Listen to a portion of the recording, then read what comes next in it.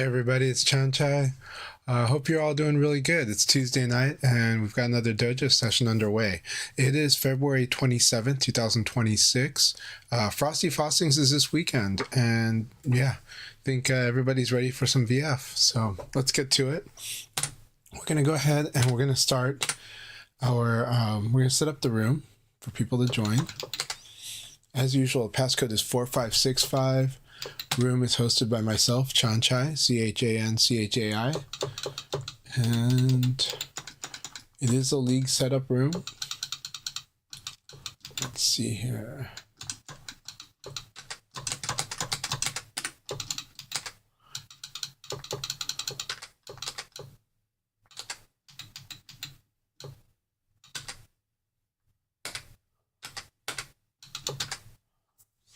All right, and we'll see who's ready to join in today. I didn't advertise too much. Again, we're just ironing things out. We're getting the year started, but pretty exciting time. And I hope the weather's okay wherever you're at. I know the winter storm has been really life affecting for a lot of people. So hope your home situation is okay if you're in the eye of the storm or anywhere near it. Hope your work life is doing okay as well. I hope that for everyone. And yeah, we'll get going. We'll see who's ready to start. It is 7:30, and I'm going to go ahead and pop on the message, let everyone know that we are underway. So.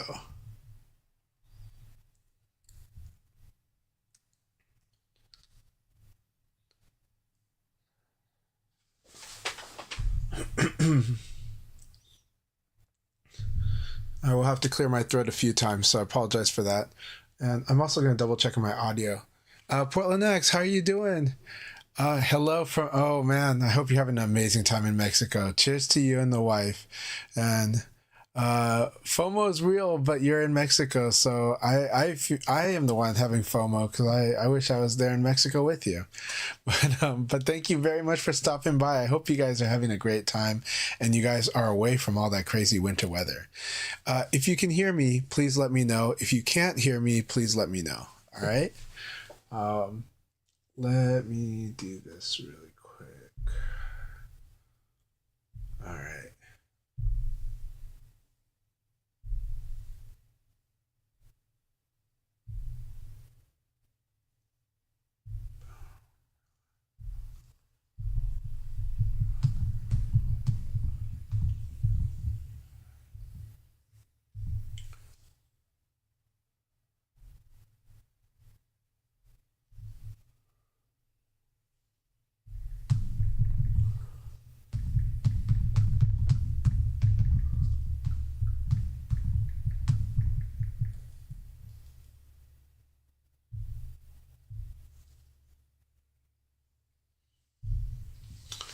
I said, hope everyone's doing good. I'm doing good. How are you doing, Skills? It's good to see you. I hope you're doing really well.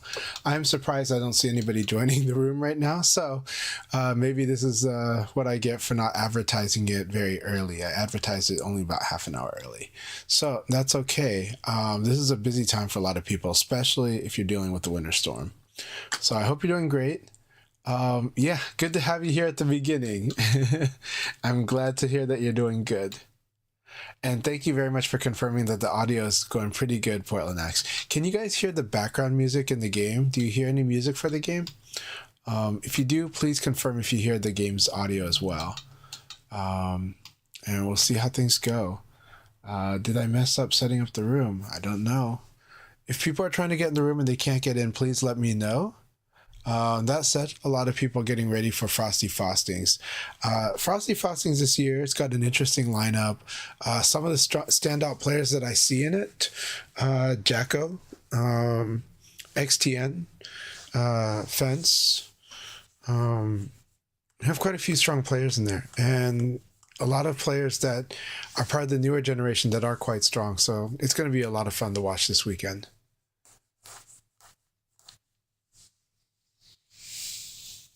All right, awesome.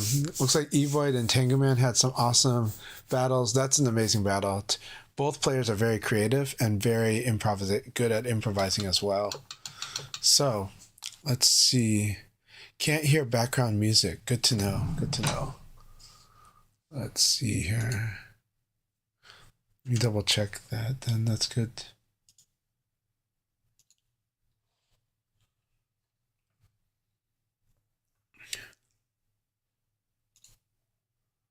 Yeah, that should work there. Okay.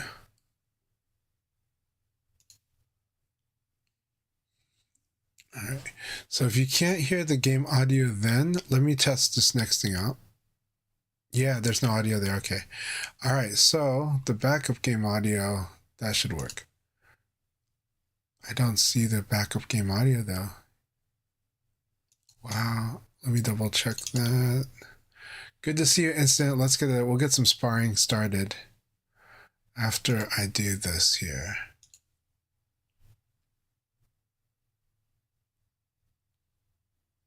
Oh wow. Where's that?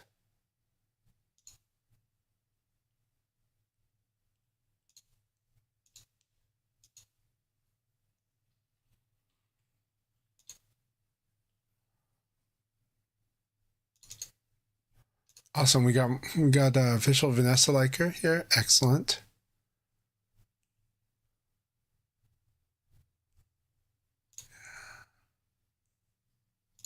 All right. While you guys.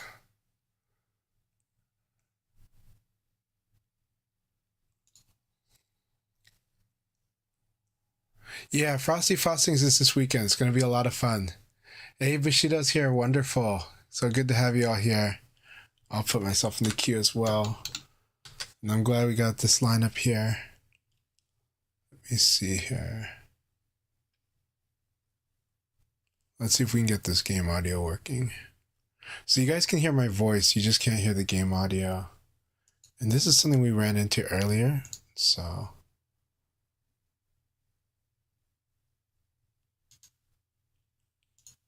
And here, it's like I can see it in this thing. I can just not get the output is the problem. I'm going to restart this and see if that'll help.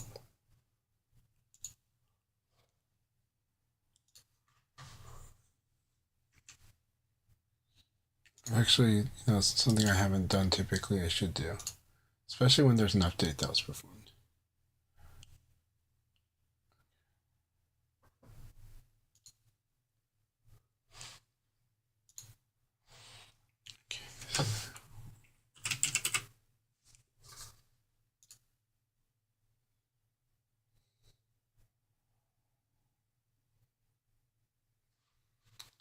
Okay, this is a mic check. Can you hear the game audio now?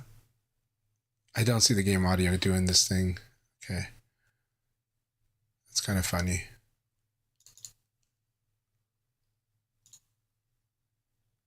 But I do know that my mic should be working, but I don't see the game audio putting it out.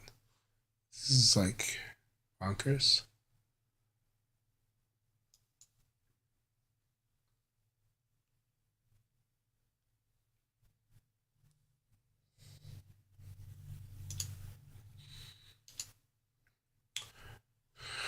Worst case scenario, I can set it to background noise so you guys can hear it. It'll be different, but it'll work. I think this will work, so in a second you can hear it.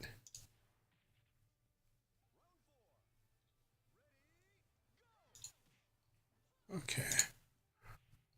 All right. This is gonna cut off my voice. You guys probably can't hear me now.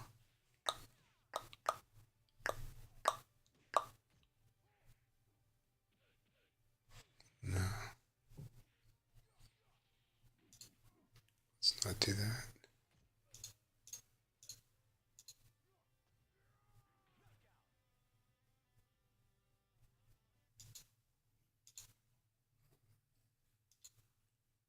Okay.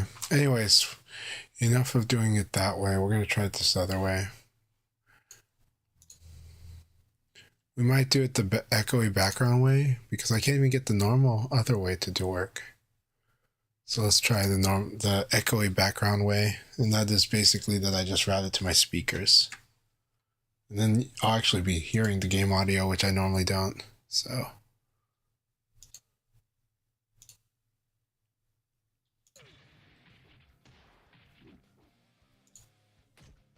But the funny thing is, you'll hear my speaker system telling me that it's like setting the audio.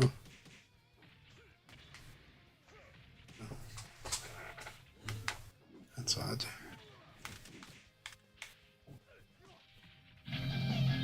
There we go. Okay, so you guys should be hearing it in an echoey way. So you'll hear me, but you'll hear the game audio in the background going into my microphone. Ready, go! So we'll do it this way. Yeah, because I'm having this. I put it onto my speakers, so now you can actually hear it from my speaker going into the microphone. So it'll be a bit soft, but it'll work.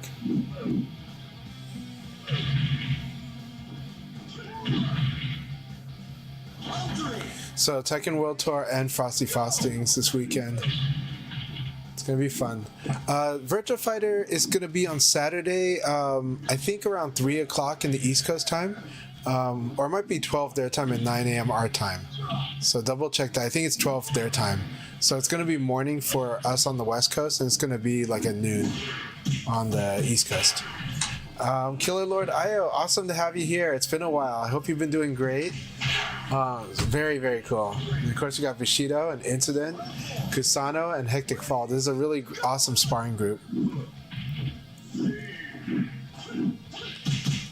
We will see what the Tekken announcement will be. It would be nice if they're making certain types of changes, but we will see.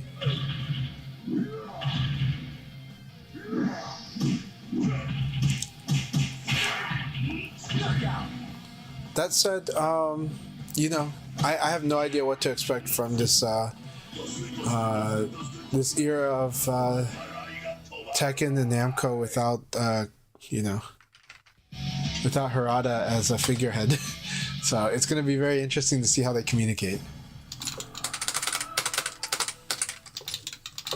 But he is at the event, so it's pretty awesome for him. Round one. Ready, go! Man, that's punishable. I mean, that's like guaranteed.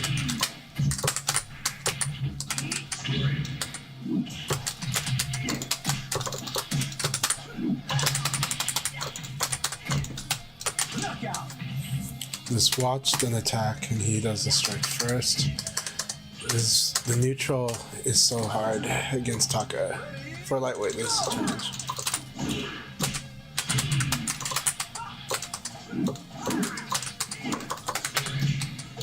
Very nice.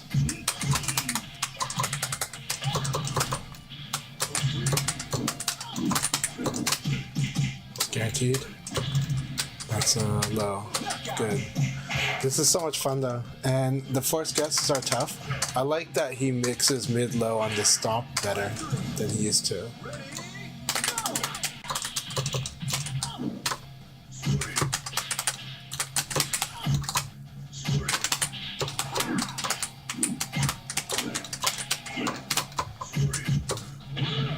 Yep, he waits and then he does the full circular. That's really good against me. Good game, good game. Outguessed at every spot. So good. So outguessed, but also out hit. So, and then also that punish on the evade. If you give him an evade, even on some basic pokes, right? And so that's what I gotta be careful about. But it's really good. Awesome battle. Good game. Oh, thank you.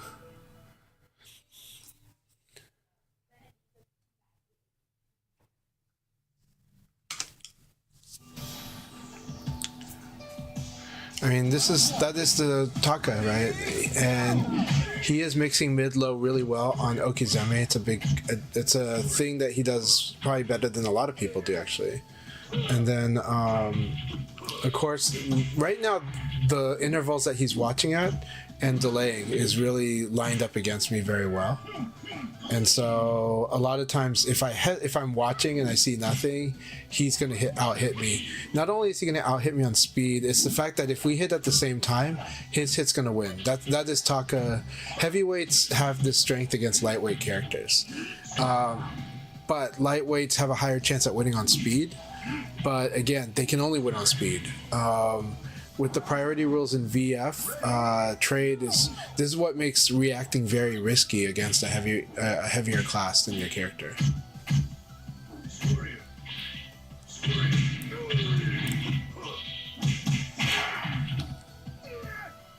Hey, Two Mask, good to see you. Hope you're doing really well. This is a beautiful ring out. So, what I really like also is when you fight Bushido, you do need to think about these. He's getting better and better at doing the win conditions, at doing ring outs, and it's really important. Like right now, I would say XTN doesn't do the ring outs enough, but Bushido will go for it, and we'll see if you're gonna defend it or not. He's not gonna try to guess that. He's just gonna check it. So you gotta prove to him that that's not a thing, or like that won't work. And so it's really good. He'll train you on the Taka ring out situations very well, and Taka can do it. If Taka's back is to the ring out, he can ring you out. If your back is to the ring out, he can ring you out. So you got to be very mindful of it. Low throws, there's two directions. There's down and down back. But on regular throw, he doesn't need much space to ring you out with the back throw. So you have to understand that back throw is the threat to ring you out from a decent distance from the ring out zone. So with Taka, you have to understand like that back throw is always a threat to ring you out. There is a side threat for ringing you out with the forward, but I don't know the direction. But I do know for sure though that like he has good combo and carry with the back throw, and that alone is why he can ring you out with that throw. He does, yeah, he'll do a round start kick. Yeah. Taka's kick is so amazing too. I mean, Taka's kick has got insane range. It calls out backdash, forces you to do backdash evade, but this is where 6-6P becomes a good mix-up with it, right? 6-6P becomes the delay attack that will attack you for stepping. Yeah, especially on rough stage, yeah. Yeah, because he can ring you out from starting hit. It's really good. So it's really awesome that Bushido's in this room for everyone to get really good training against Taka. You do want to know what combos you have against Taka. But you really, really want to know when he's threatening to just win the round outright.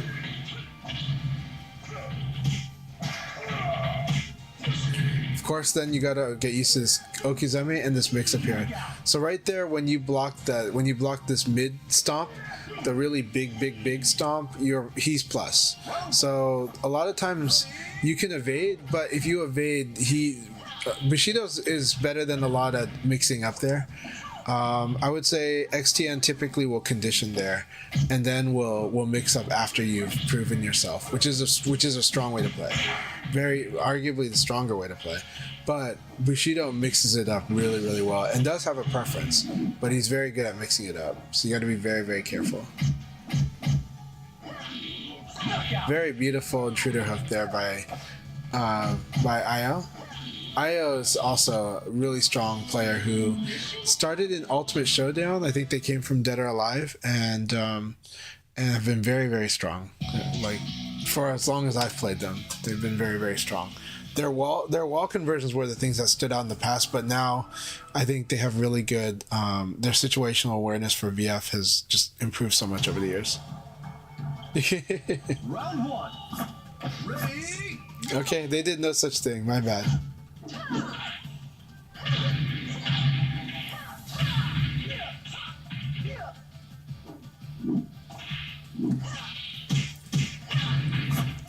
Let's see. Knockout.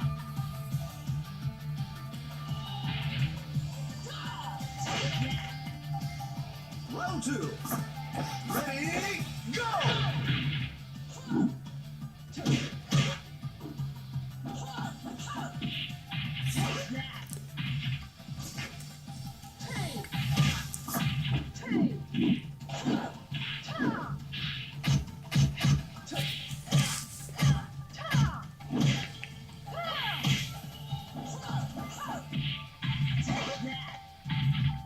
Knockout.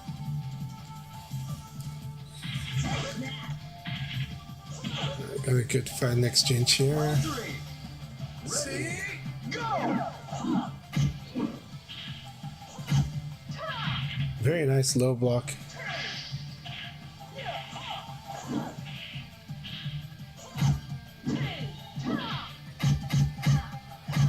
And I do like Devil Ray's ability to kind of disrupt. I would just say she's good at disrupting in general. Ready, go!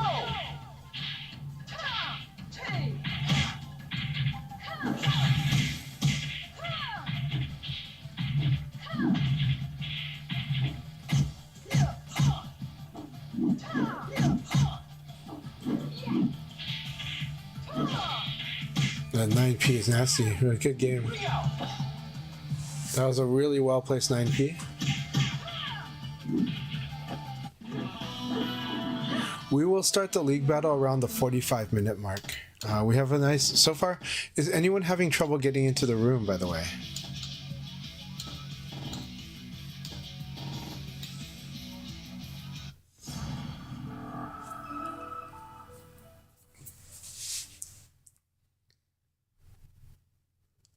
Okay, no problem, Guibert. I'm just happy that you're here hanging out with us.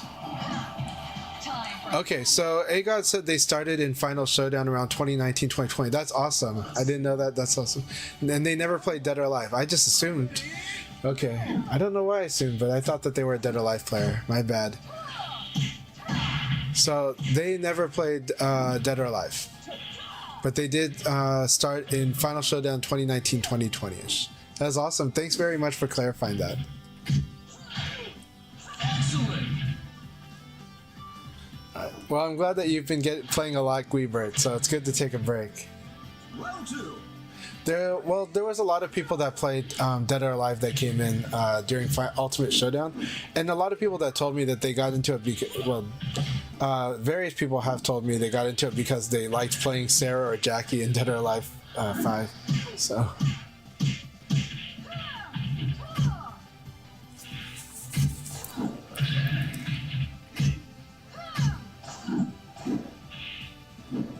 Knockout!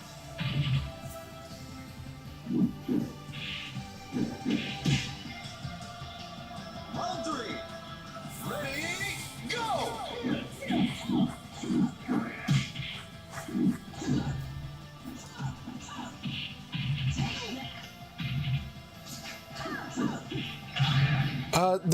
We did have quite a few players that came in during Ultimate Showdown that came from Dead or Alive.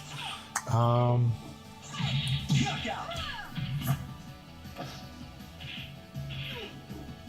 Though, I guess maybe a lot of the Vanessa players came from Tekken, but I don't know. Yeah. Blurring is definitely one, but I don't know where we categorize blurring as. I think Soul Calibur is what we normally. I think is it Soul Calibur that we normally associate blurring with, but also Tekken. I don't know if on Tekken though.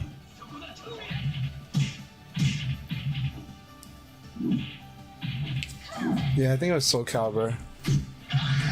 Knockout! Really good. Also, really good to have you here, Hectic Fall. Zack Attack, welcome. And Taco Guy, welcome. Connection's looking pretty good for everyone that has made it into the room so far. Yeah.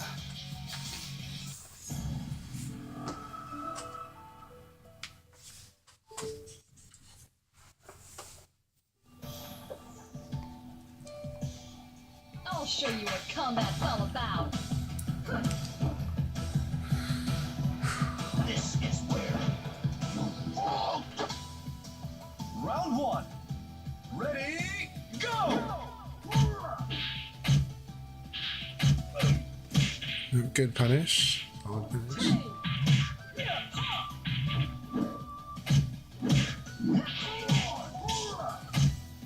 I did like the throw attempt as well as the intruder hook attempt, actually. They weren't bad spots.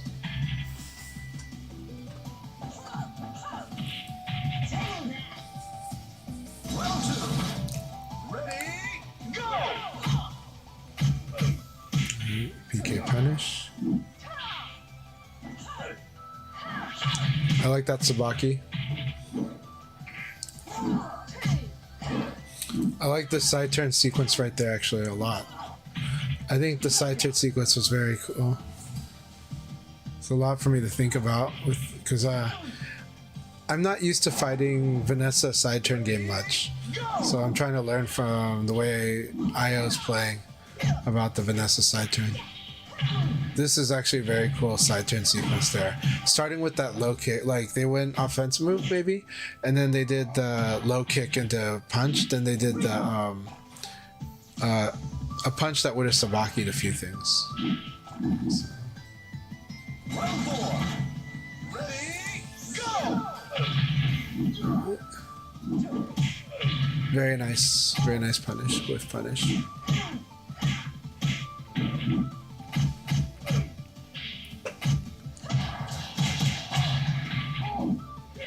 Oh, it's past the 45-minute mark. Sorry, I was looking at the wrong thing. I thought I was seeing the clock, but actually it was the date. So I actually thought it was like, yeah. Well, after this game, we will start the next league battle. I was gonna play, but I just realized we're almost at 8 o'clock. Okay, I apologize for that. Obscured view had me looking at the date, thinking that was like something indicating the time. So I misread. Ready, go!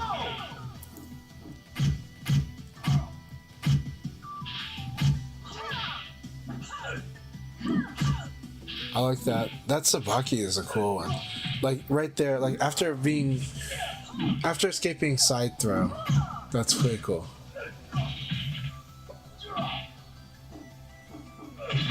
Yeah.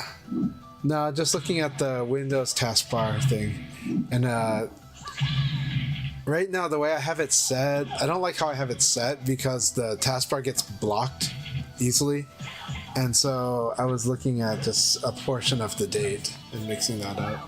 It was ridiculous. All right, here we go. We're gonna start the first league battle. Should be a lot of fun. Good luck, have fun, everyone.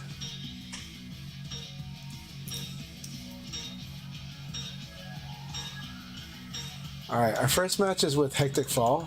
It's gonna be very, very fun. I always love fighting against Go. It can be stressful, but that's what's good about it, is because there's a lot of this. The decisions can be so critical depending on the style of the Go player.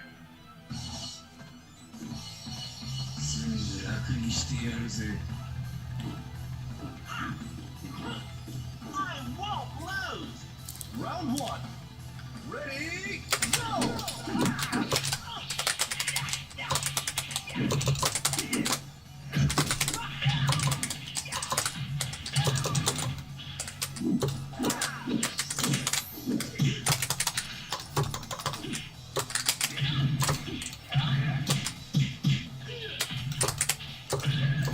That was a really good ring out. Don't ring yourself out. Round 2. Ready, go! Nice. They did go with the forward this time.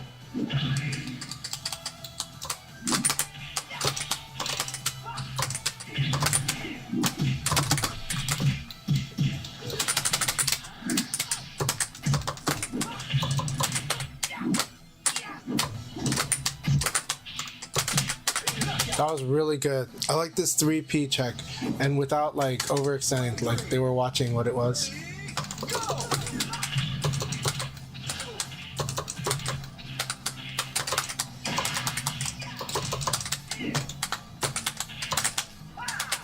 Excellent! Round 4. Ready, go!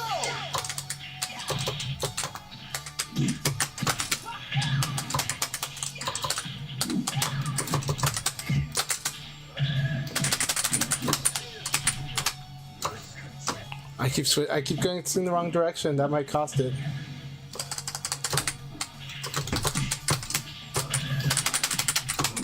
Oh, that was a mistake. They almost had it, but they went for the down attack.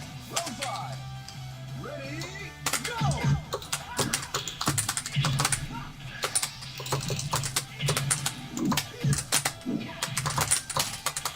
Oh, well, I was able to turn that. I was able to take advantage of that mistake and then turn it around. So that was a really, really exciting battle, Hectic Fall. Awesome battle. That was so much fun. Serious fight.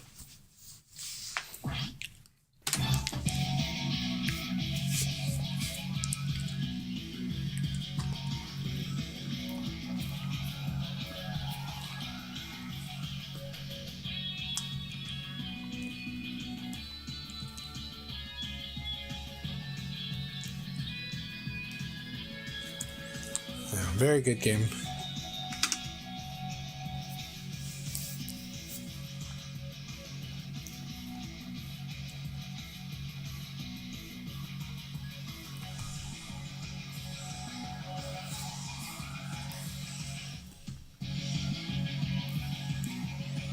All right.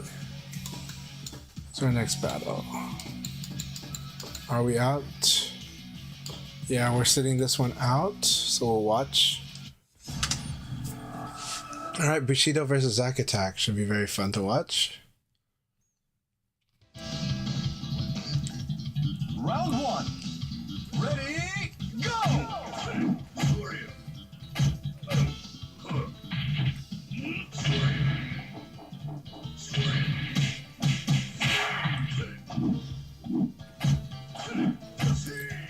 Alright, Zack Attack definitely want to be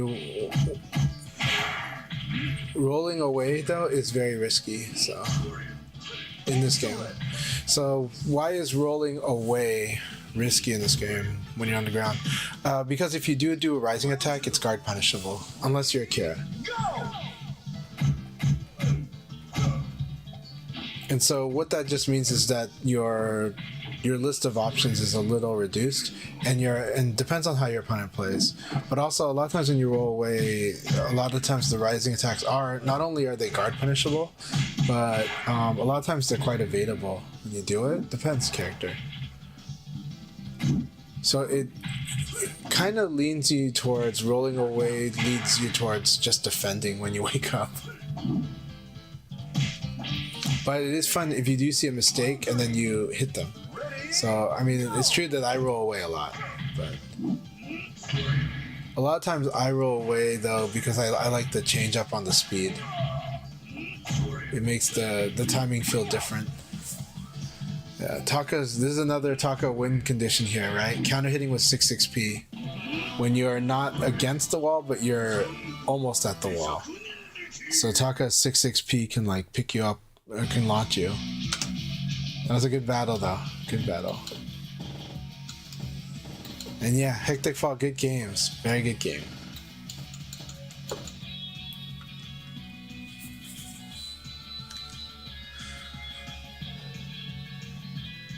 Zack Attack, nice seeing you on the Jeffrey. Jeffrey's a very fun character. For me, I think he's very fun.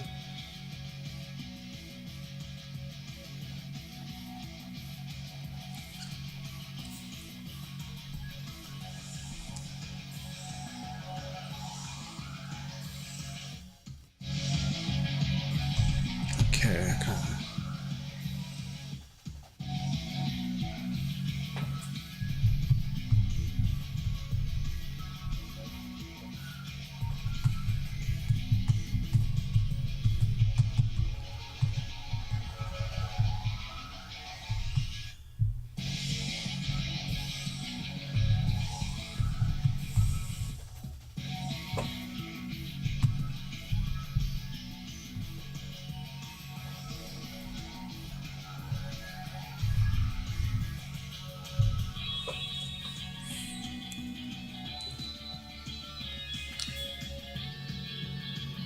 the chop to snap mirror is beautiful.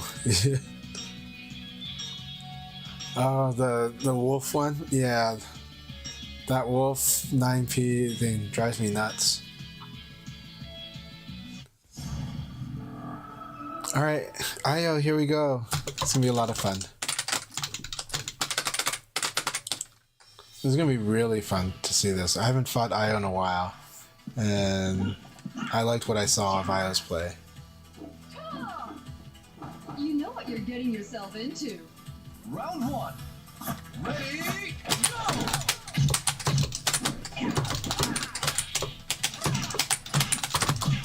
Nice.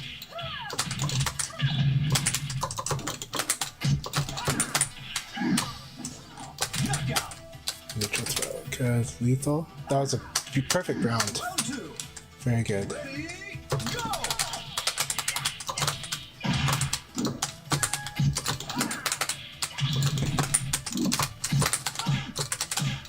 I like that. Good. Go with that damage option.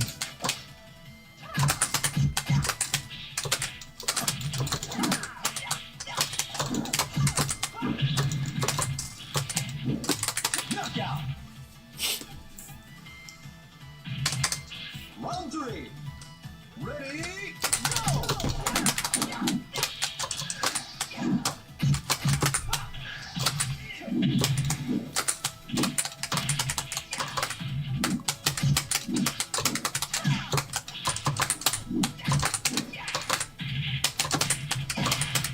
Knockout. Round 4. Ready, go!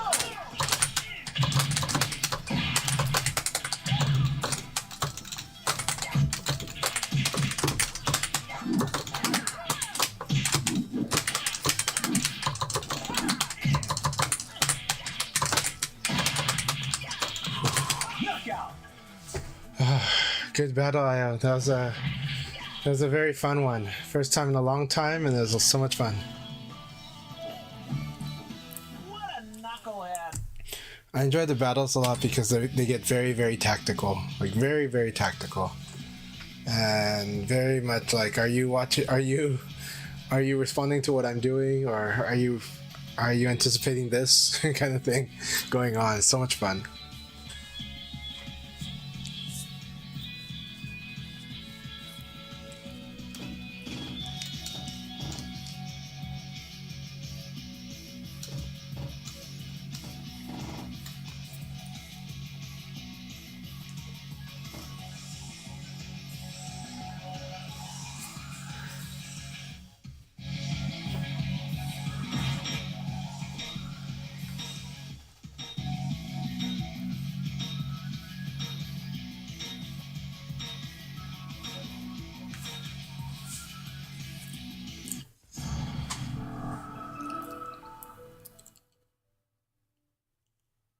Hey, Kanejia, I saw that you were in here. Good to see you. Yeah, we're in the middle of the league battle, but you know, but we're really happy to have you when we can.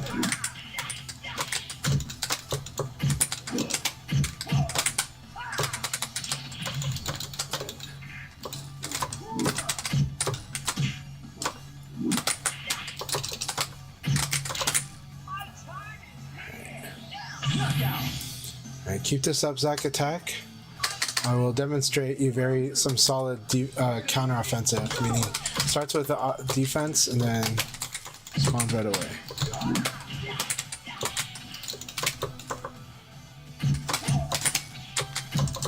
And I use a high crush for that. This is a backdash evade, led to that.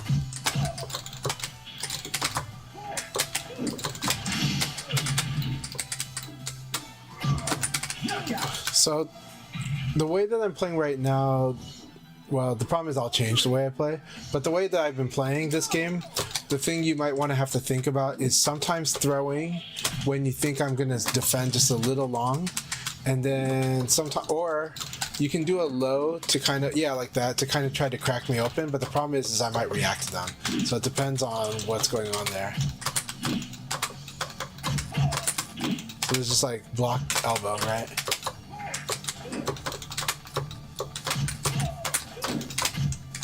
Very nice. Very nice. I like this one.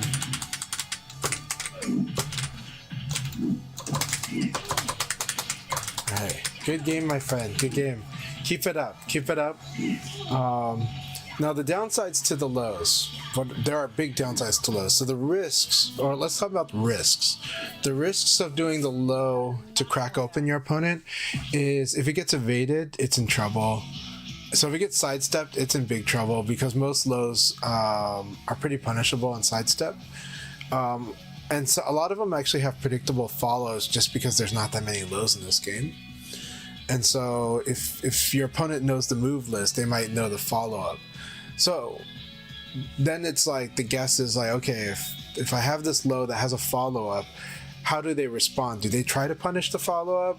If they do, there's another line of play that you play.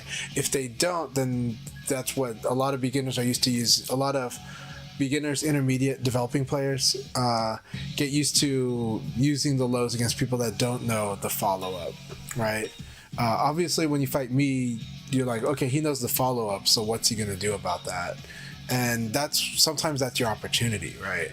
Sometimes you'll watch someone get hit by a low and they'll attack right away, because they don't know if there's a follow-up. Some people will do a low and just you'll see them duck, Round one. right?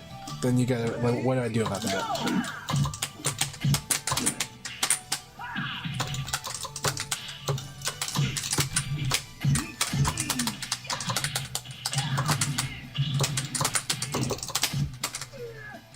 Back row.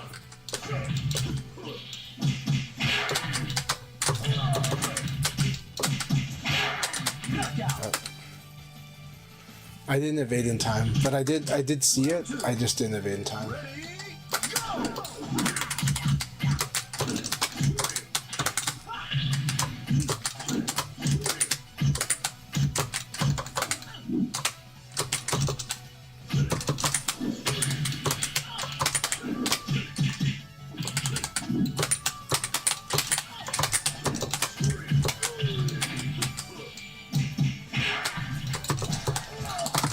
I like this. This 4P punished me for evading to the front.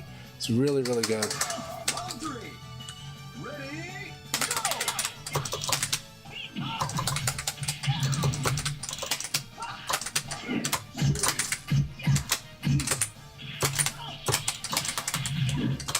Excellent. Round four. Ready, go!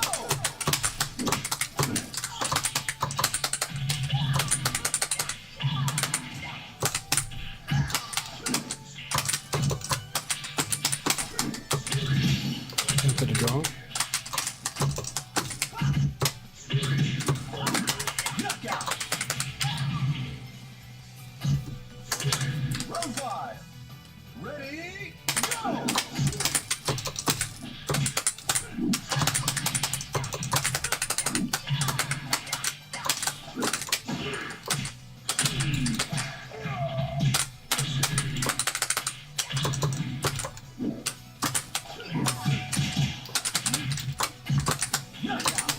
Oh, very good game, Bushido. That was intense.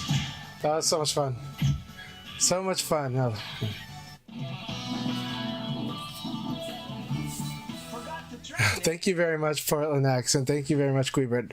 The commentary is awesome. I love it when you guys do commentary too and supply the the comments. A lively chat's a wonderful chat, and really appreciate that. Yeah, it's very intense. That was such a fun battle. But yeah, Aditya, I hope you're doing great. I hope you are having a good New Year so far.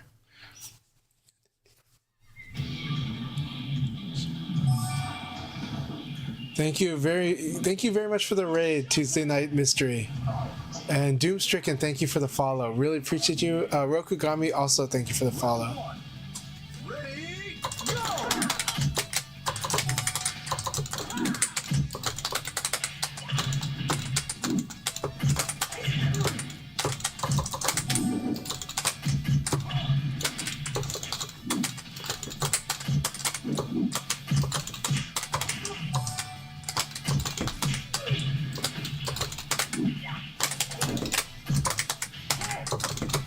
I like this sequence there.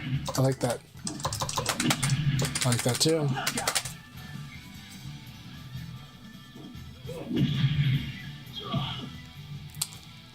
I haven't fought Tuesday Night Mystery. Do I know who's Lao are we talking about? Oh, you're probably from the other chat, but yeah.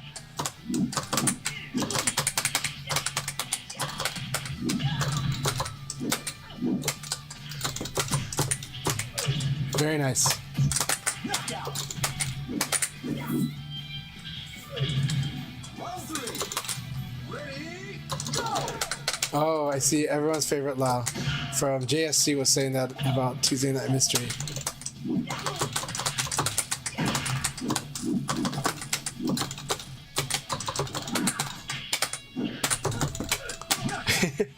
So the hard part was side normal hit, right? That was a side normal hit, not a crouch hit, not a purple, of course. So I treated it like it was a crouch hit, which is not the right thing to do.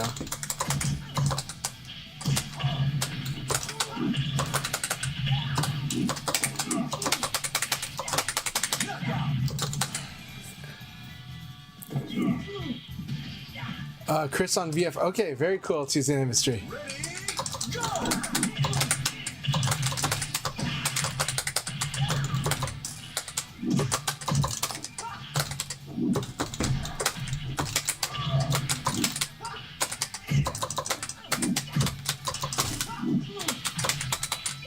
Very fun battle instant. That was intense.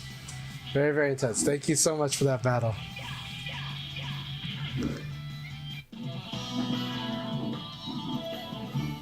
Forgot to train, eh? I'm glad if I was able to help you find pie practice. But yeah, how's VF been treating you? How are you doing? And thank you again for the raid. I really appreciate it. I hope you've been having a good New Year so far too. Talking to Tuesday Night Mystery. So shout out to Tuesday Night Mystery. If you don't follow them, please follow them. Spartan VF, good to see you. Passcode 4565. We are in the middle of league battle. This league battle should finish around 8:35 or 8:40. Or 11:35 or 11:40, depending on if you're on the East Coast. But yeah, code is 4565.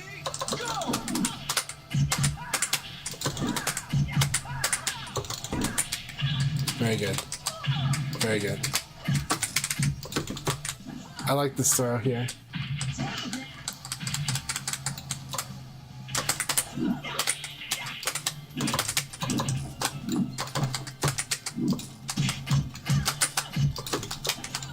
Good throw.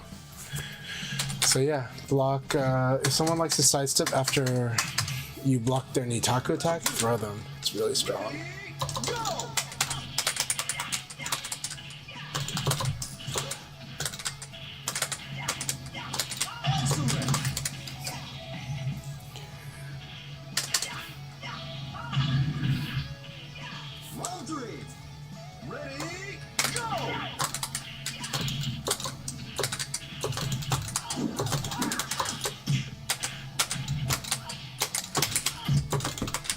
Yep. Gotcha. Okay.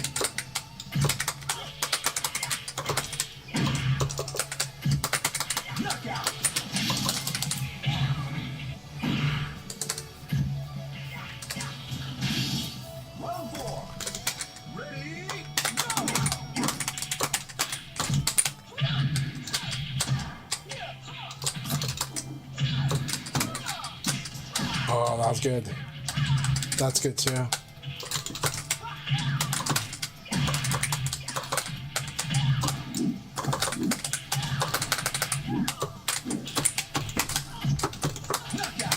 Very good using a slow attack here. Alright, this is an intense battle. I love it, don't worry.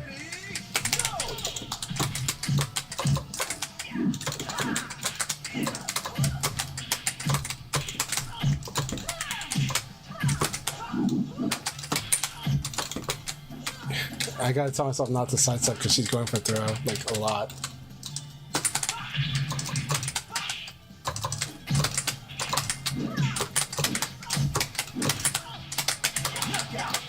Alright, good game. So I went on, basically starting in round 3, I went on masher strategy. I was just like, I'm gonna attack a lot because she's trying to throw every time she thinks I'm gonna sidestep. So, and a few times I still sidestepped and got an 8th throw. So it was really good. And so that's why I was like, okay. No, I only did like PKP, but I should have gone for something a little bigger, but it was very risky, right? But even then, jab is not... Well, okay, jab covers if they're slow about it. She's not slow about it, so... Yeah. Good battle. Good battle. Round 1. Ready, go!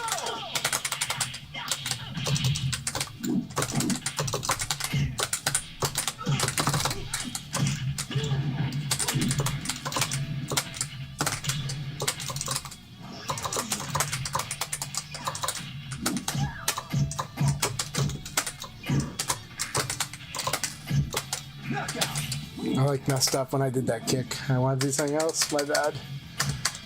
Alright. But Taco Guy does have me rethinking what I do, so it's good.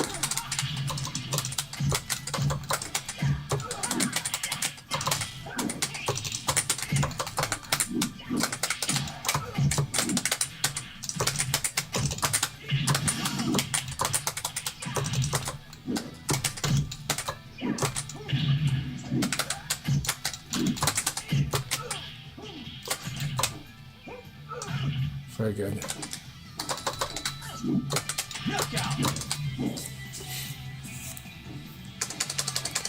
Yeah, it'll be good to have you, Spartan. Let's see here.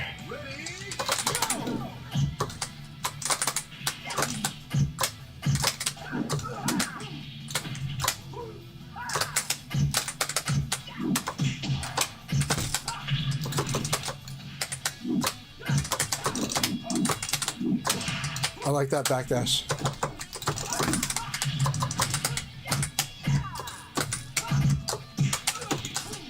I like this loop.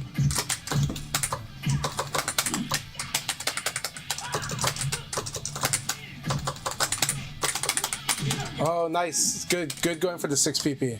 6 PP is correct. I felt like you were about to do the wrong thing. Round 4. Ready, go!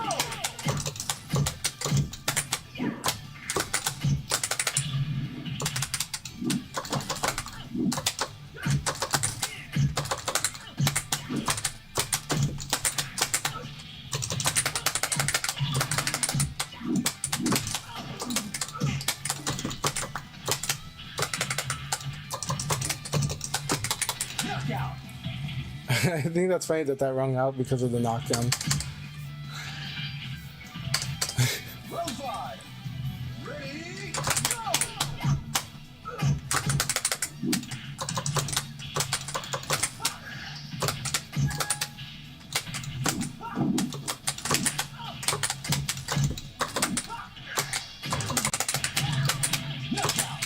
All right, good game, Taco guy. Good game. So, the strategic adjustment I made in the last 2 rounds was basically setting up spaced out low, setting up lows from the mid to long range.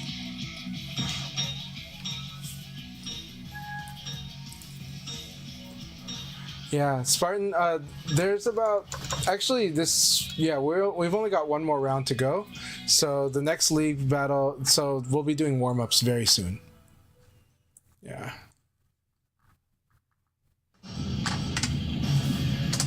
Round 1. Ready, go!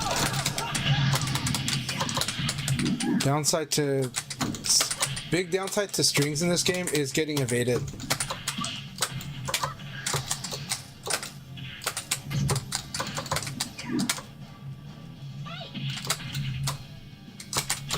Knockout. Very nice. Counter hits low, got it. Ready, go!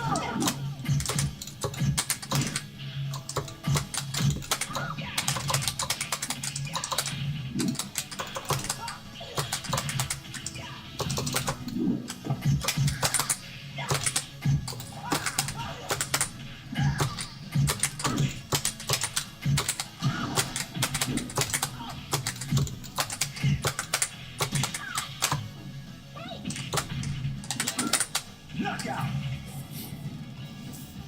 Okay. Round 3. They're getting sharper at a lot of stuff though.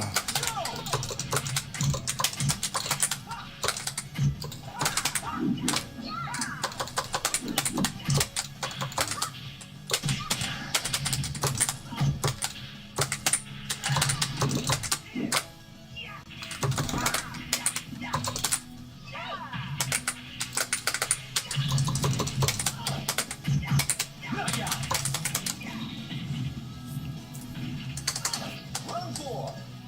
Ready, go!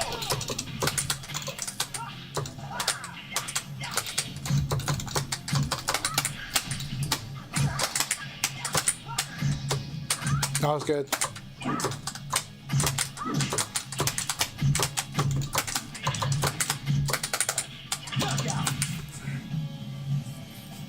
Kusano, that was an awesome game. That was a really, really good game. That was really great. Really, really great. Serious fight. Gave me a lot of hell.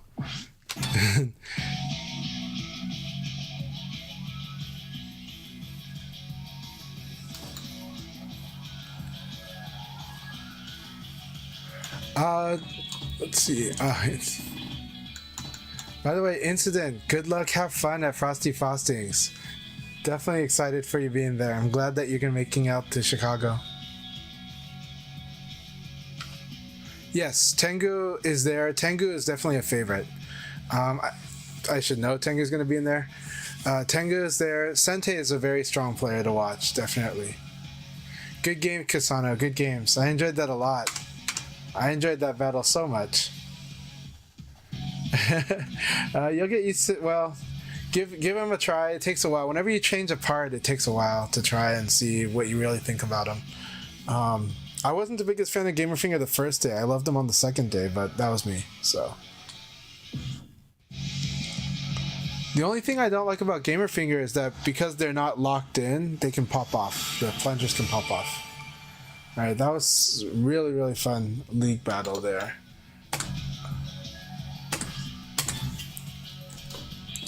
Alright, so we're going to be doing warm-ups, and I will start the next league battle at the 45-minute mark for real this time. So if you're on the East Coast, that would be 11:45 p.m. If you're on the West Coast, that's 8:45 p.m. Yeah, KNR is definitely one to watch too. KNR is really one to watch. KNR's got really good... KNR is the type of person who thrives in the tournament setting too, on top of in general. But what I mean by that is they play very well with adrenaline. They don't, like, some players play really well, they practice well, and adrenaline totally messes them up, or puts them on the very edge, where they're like on the edge of sanity and insanity, and sometimes it works out well for them, and sometimes it's like really rough on them. And then there are players where you can just tell when they have adrenaline, they're gonna actually play better. And they play strong already, right? And that's KNR's that group. KNR's the type that plays really well with adrenaline, and even without adrenaline, he does. But he might be the type that gets bored too, and like complains that he's bored. but he's but when he's got adrenaline, he's a fiery type of player, and he's focused. And the more fired up he is, the more focused he is. You know, so it's fun. But you know, can he tilt? Yeah, he can definitely tilt. But generally speaking, though, he's the kind of player you watch for, especially in tournaments. You really watch for this kind of player. Ready, go! A lot of people, when the stress comes in or when the adrenaline kicks in, it's really hard. Like it becomes instability for them, and so they have these peaks, but then they have the valleys, and it's just really like it increases the variance in their results. It's hard, right? The more likely you are to be a min-maxer, or the more likely that you are the type of person that wants to play perfect, honestly, this type is usually the type that they can play really well, but sometimes they crumble in tournaments because of that because that mindset is really, really strict. And so some people are just always executing, so they're okay even if they have that mindset. But some people, like, the performance management can be really hard. And it becomes, for me, in my opinion, that becomes one of the biggest things for them to kind of manage. I'm not gonna, like, improve is a hard word to say on it. Telling them to fix that's a hard thing to say. It's a managing, it's like, it's process and it's management. And it's finding the things that do drive you, finding the keywords that help you, the way to focus the right way. And that is very particular to that person. Yeah. Hey, Blondie, it's so good to see you. And yes, I recognize the name. So I hope you're doing really, really well. I did see that you were in the Discord chat a bit ago. And so, you know, you've always been wonderfully supportive, and I appreciate you, man. I saw that you had mentioned that that IMF is now in California, but he's like got the professor lifestyle now. And so that's okay, but I wish he was playing VF. I'm really happy if you're in VF, Blondie. I really am happy if you are. Always love having you. Incident, thank you so much. You have a good night and you rest well. Have an amazing time in Chicago this weekend. Really, really. No problem, Dr. Hugbox. We appreciate if you're rejoining. We don't mind. For me, it's like it's training. Lag spikes, you got to deal with it. Tournaments, you do have lag spikes in tournaments. I've seen weird stuff happen even in tournaments. So.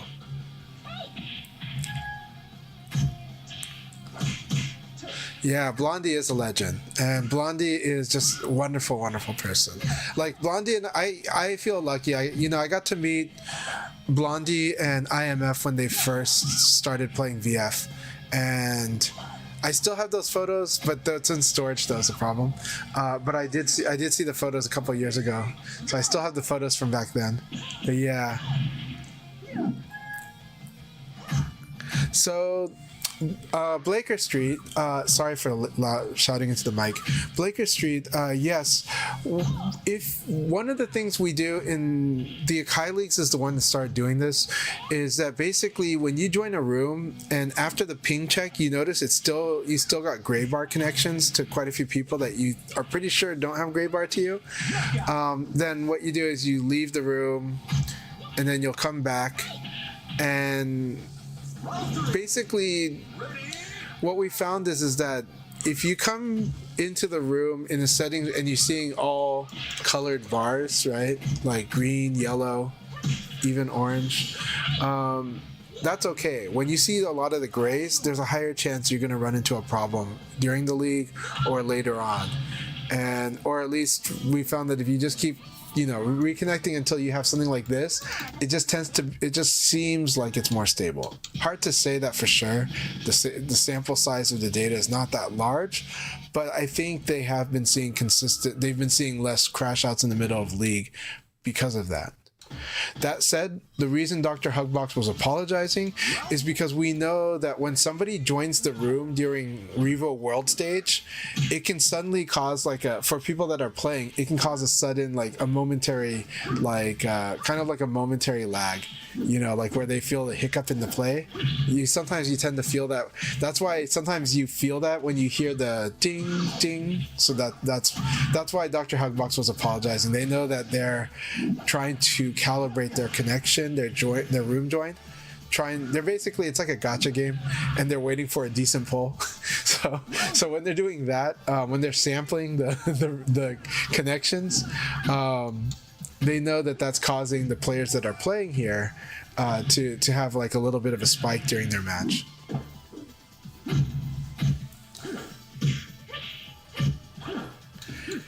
Yeah, it's really kicking kicking, or sometimes I wonder. I sometimes wonder if the game has got thresholds where it's like, oh, this is not working, you're out. I feel like World Stage introduced this element where the system has got some threshold that is not allowing some people to stay in the room, right?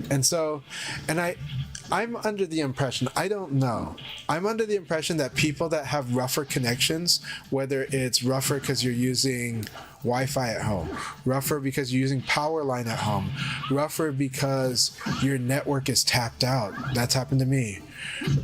Rougher because you're out in the sticks and the best internet you've got is not the best that other people have, right? And so if you happen to be in that category, I'm under the impression it's more likely you're going to run into these issues. And it could be now not just their end or my end, but it could be your end as well, because it just feels like the game is being picky, or the game is just this is not working so hot, So I don't know. And that's not to put the blame on you. What I mean is that the system is just filtering extra heavy. I'm under the impression of that. That's just an impression. That's speculation. I don't have the data to support that. That's just what I'm feeling when I'm observing where a lot of things are and stuff. But it's tough. Some people some places where people live just have it rougher because they have a lot of, maybe their internet itself is pretty good, but their hops to a lot of other people is not so good, right? A lot of people that are in California or Arizona seem to have a rougher connection to people from other places, right? And that really sucked, because Ultimate Showdown, a lot of our best California players didn't really play online much just because of how rough the game was playing with them. And that was rough, because we have a lot of really strong players in Southern California. And Guibert has also had some sort of, but yeah.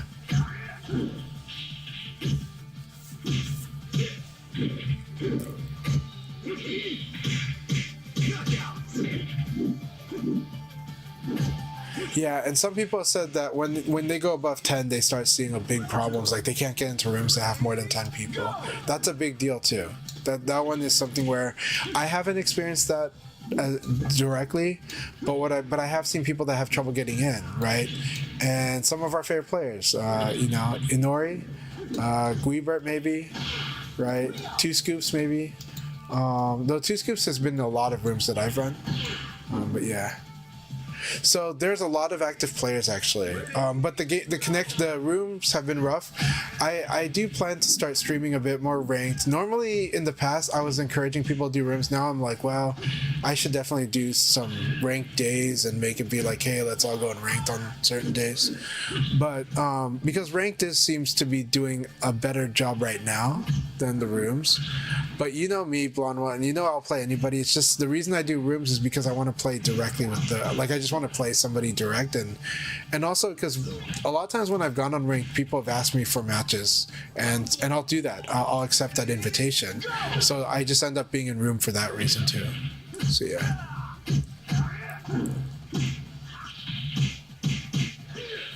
So that is tough though. If Two Scoops is not able to join the later leagues though, because of this. Yeah. Yeah, there are some people on.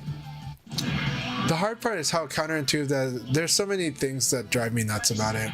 I definitely wish it was just set on a dynamic system and that rooms were where you can adjust the setting. We've got about 7 minutes before we start the next league battle. So 7 more minutes before we start. We're going to start on the 45-minute mark. If you need to use a restroom, get some fresh air, take a smoke, check on the kids, whatever, it is a good time to do it now because we'll start the league battle on the 45-minute mark. Oh no, Chili Piquin. I'm sorry that if you keep getting disconnected, I'm sorry. Message me directly. Well, some people have messaged me and I haven't been available lately. I apologize to a lot of people that I haven't been able to spar with that I've been wanting to. Off the top of my head, I know A+ Destination we had to cancel last week. Penguin has wanted to spar and I've been unavailable and I apologize for that. I do want to make myself more available soon. I'm trying to get there. I think in February I will be there. So I do plan to do more sessions, more one-on-ones, and more training sessions. I am doing private training sessions with people that are going to Frosty, but with those ones, I don't release the video until after Frosty because it just doesn't feel right to train them and then pop that video. Especially if I'm going to talk to them about what I think they should do to improve, or if things that I'm working on to give them more harder time, you know. So. Because again, I don't want to compromise their competitive goals, especially if they came to me for that type of training. But and I do like doing that. So for events in general, I'll try to embargo, training videos until after the targeted event has been played. All right. Okay. Devil Ray. Okay, we're gonna wait for Devil Ray. So we may start on the 50 or something, but we may start after the 45, like at the 50-minute mark or 55. But we'll see. But we will wait for Devil Ray because Devil Ray's always been amazing. And last week I kind of jumped on her I started the league when she was away. But right now, but I understand, especially with her line of work. I definitely respect that. So no problem, Devil Ray. When you get back, we'll be ready.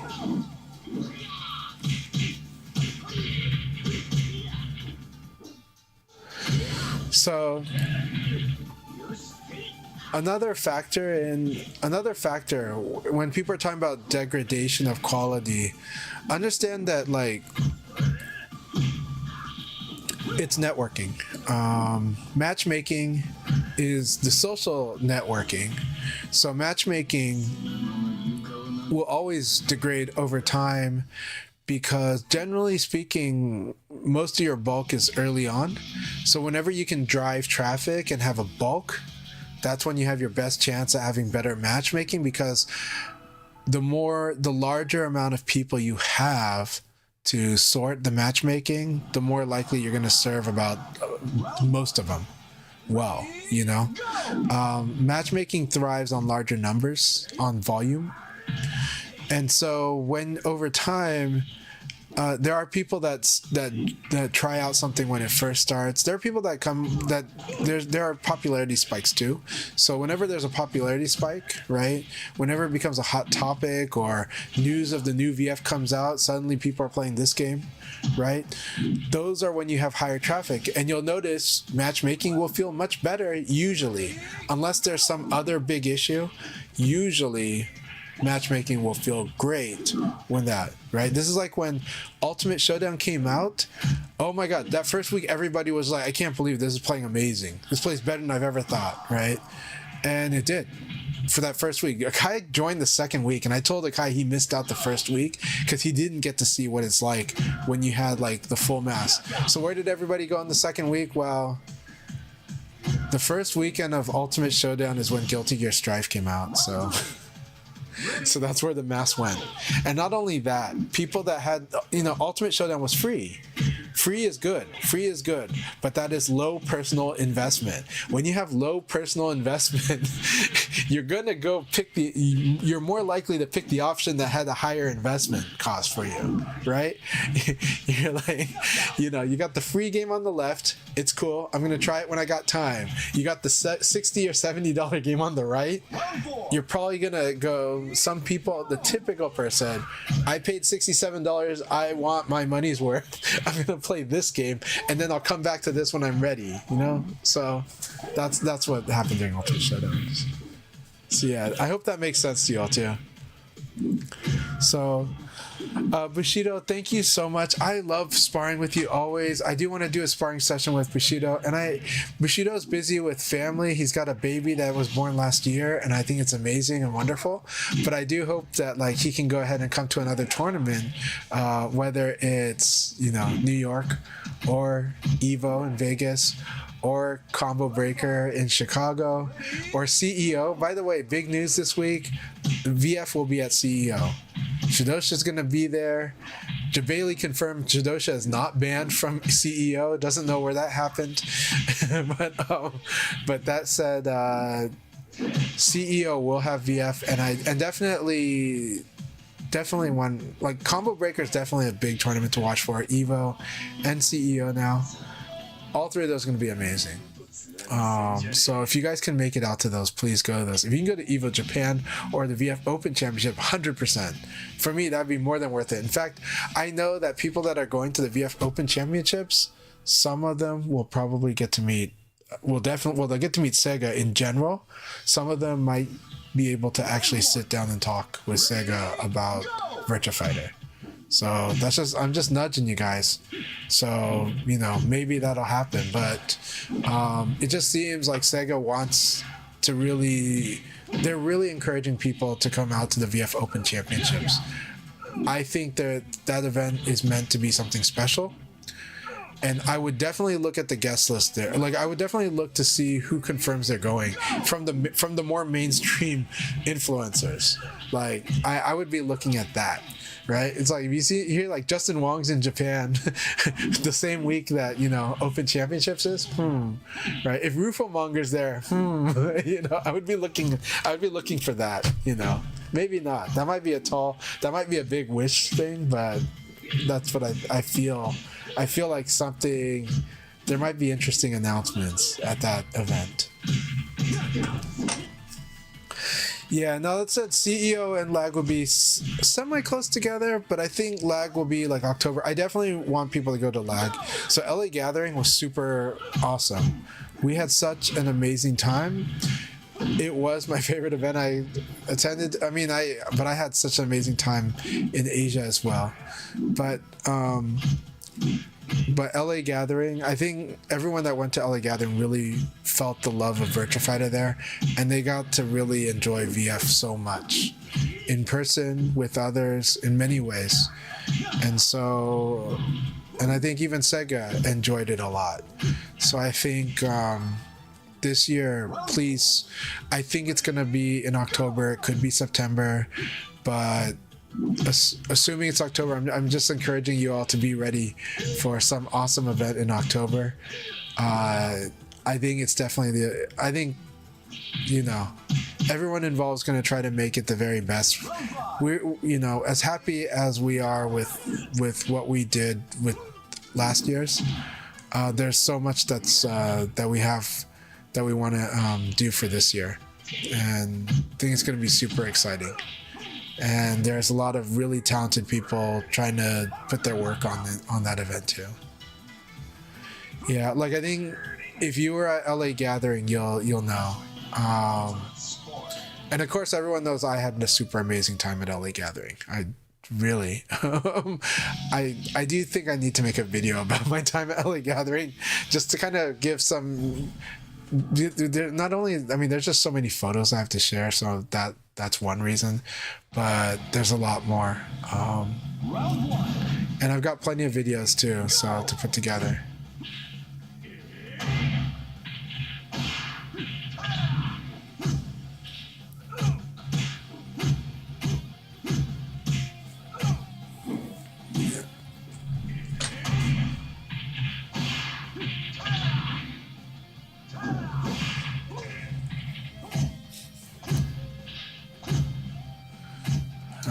Has anyone seen the message from Devil Ray yet? I have not, so we were going to... Don't worry, no rush, Devil Ray. Don't feel rushed. Do what you gotta do. Oh, she is... Okay, Devil Ray is back. My bad. Okay, so after this battle, we will start the next league battle. I missed their message. Alright. Oh, hello, June. Hello, Junie.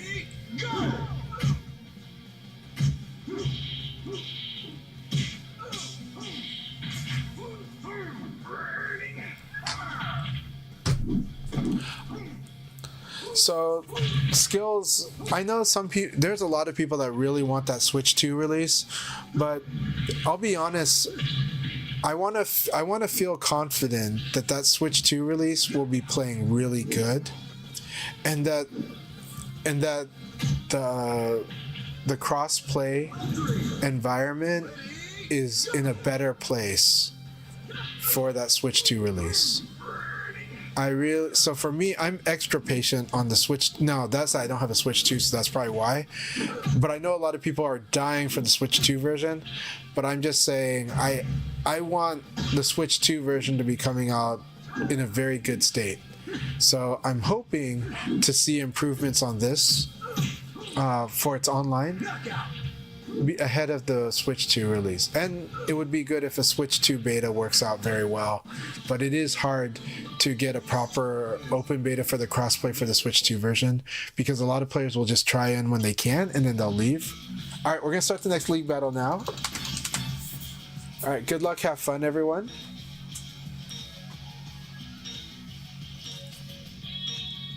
Yeah. Oh, Blaker Street, don't worry about when people are in warm-ups. I don't care about that. They'll have to deal with it. It's good for them to learn how to deal with the lag spikes, because our focus is, I'm not keeping score, and so it's okay for you to keep trying during the warm-ups. I don't want you to feel like you gotta wait for them to finish their game and then join in. You can just keep joining in. So if you want, so after this battle, I am going to restart the league. So Blaker Street, go ahead and keep trying. Go ahead and keep trying. Don't worry. We're just playing a warm-up round right now. So right now we're playing a warm-up round. And I do want you to be able to come into the room. Round 2. Ready, go! No, though, that's what I mean. Okay, but just go ahead and keep trying right now. Right now, I'm not worried about that. Akai actually keeps track, and so for him, he's got a different... Very good. But Blaker Street, just go ahead and keep trying until you get into the room, because I am going to restart this. Ready, go!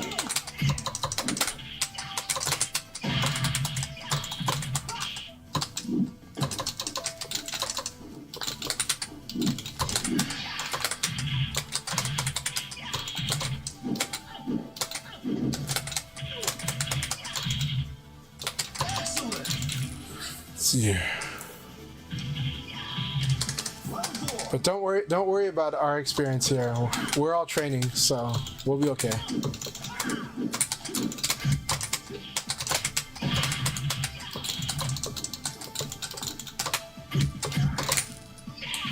It's now punishable, so you gotta punish that.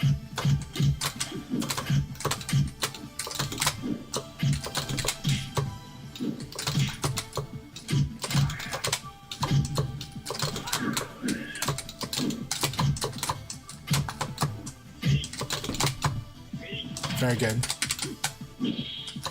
Gotta low block that.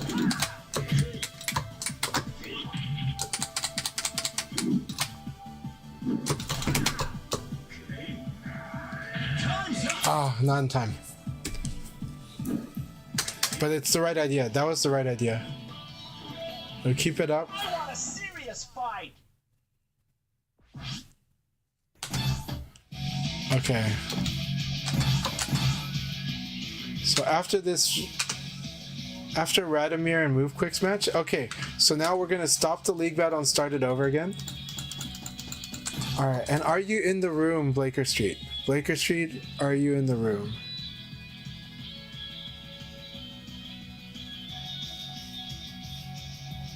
Okay, go ahead and try to join.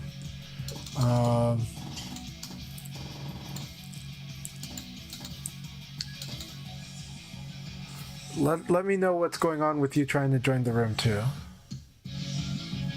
I see.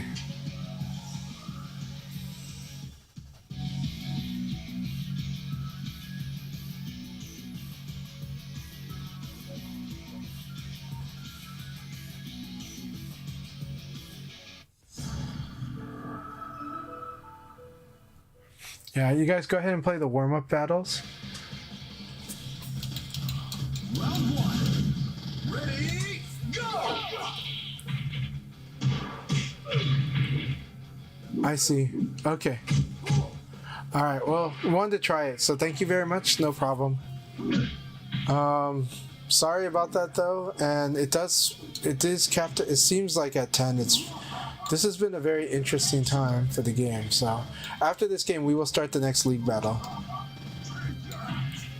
But for anyone, please do try to come in if you want to join. We might make it work. I have had I have had more than 10 people in the room, but I am wondering though. This would be a very good thing for me to observe today if it's impossible for people to join over 10. But this would be the first time I've seen it directly and known about that was happening.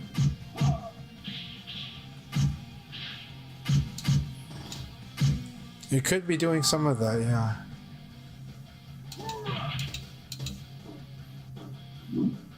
Knockout.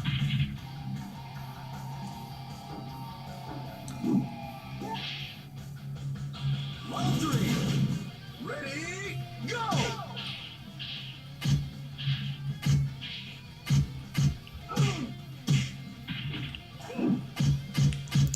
Okay, very cool. Very cool, Blondie.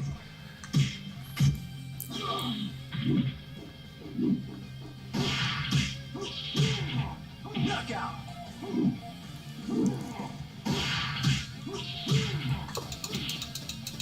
Round four.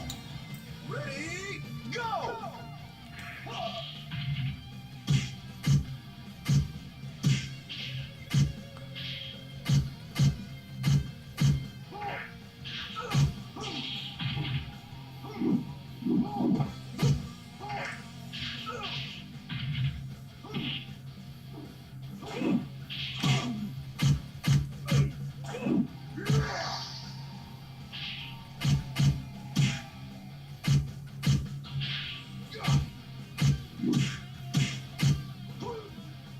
That was really beautiful.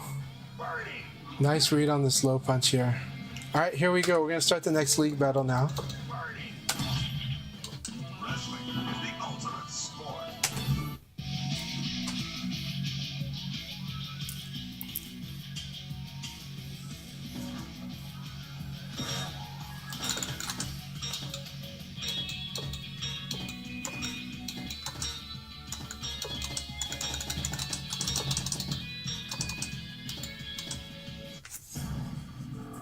All right, Kasano, here we go. I hope that today this warms up your feel for the gamer buttons more though. But it does take time to get used to a new setup. I know it. I swap setups a lot. Though lately not as much. Round one. Ready, go!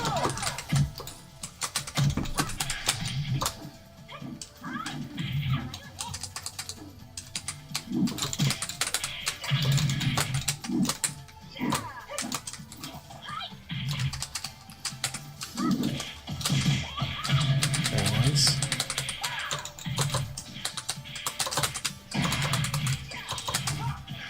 Knockout.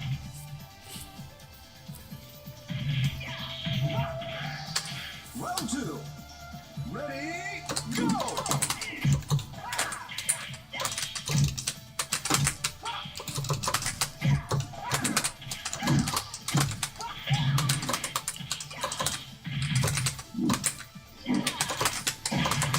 Excellent. I think this costume is beautiful. Ready, go!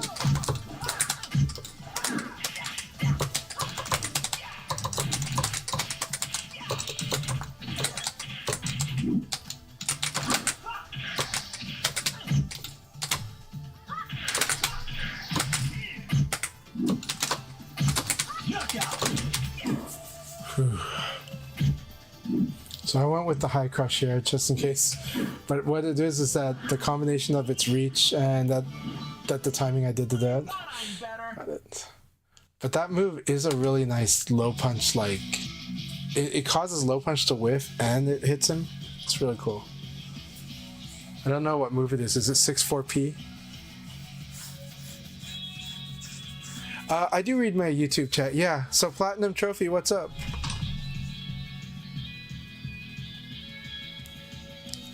So Blonde One, have you been having trouble joining?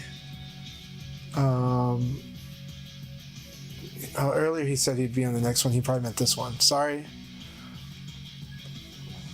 Am I missing some of the chat? Let me open up the YouTube browser on another device. Take a look.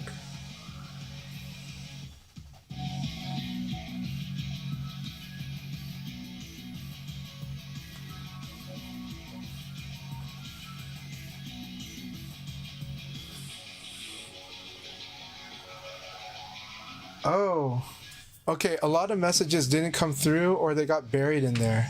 So let me read. I will definitely respond to these. Okay, so do you feel like fighting games are becoming boring? Not via 5, via 6. I'm talking about the other fighting games. Well, I do think some aspects of fighting games, some subgenres of fighting games can definitely hit a dry spot, but I think they're exciting and I think there's a whole new generation that's loving them. And I think for them, I think fighting games are still awesome. But the thing is I do love Virtua Fighter, and Virtua Fighter makes it so that fighting games in general are not boring for me, because I feel like this game is just like doesn't bore me. This game is like, you know, for me it's like chess, right? It's like asking if a player finds like Go or chess like that a devoted game player that like if they find it boring and I don't, you know. I feel like Virtua Fighter is a worthy lifestyle game. But when we're talking about other fighting games, sure, there's some things about them that can bore me. Very good. So yeah. Okay.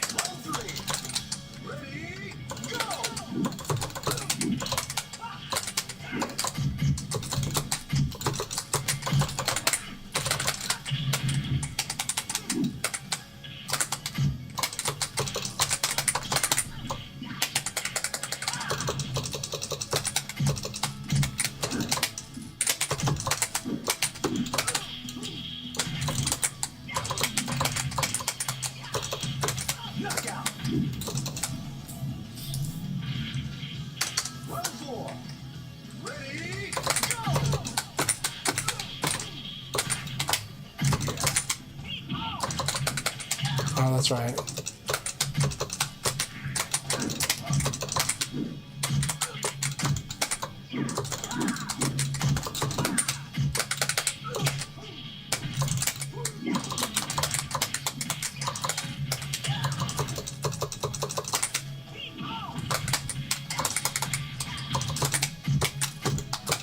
Knockout.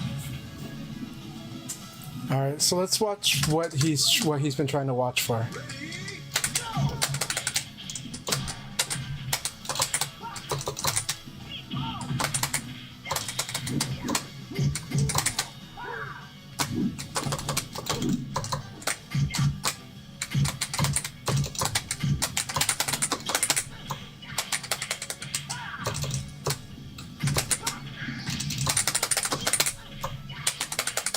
Knockout.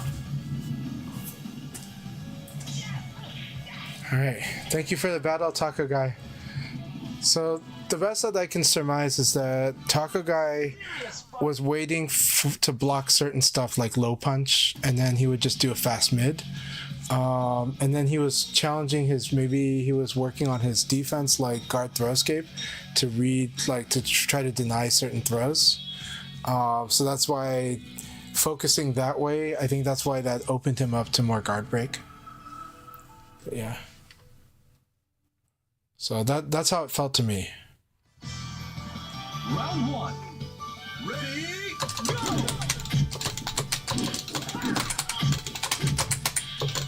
Very nice move, quick. Very good.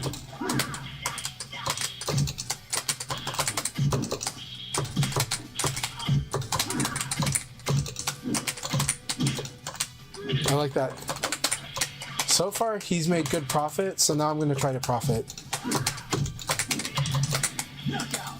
But he had made good profit for the first half of that round on decisions compared to me. It's comparative, so it didn't mean like in general, it meant compared to me.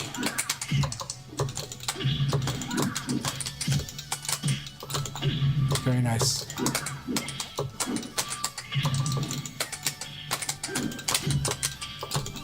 I like that sequence, especially because of the advantage that 4-6 does. This one is really good too.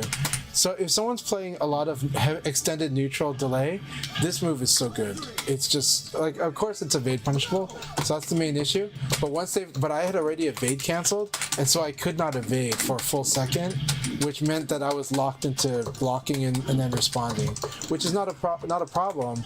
I just have to know that that's the game I'm playing.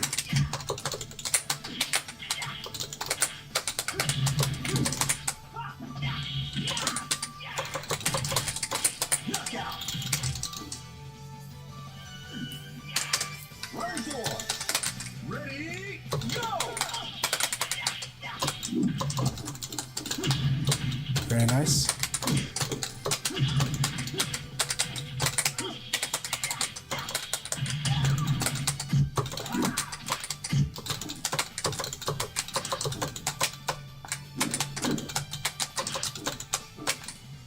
Very good.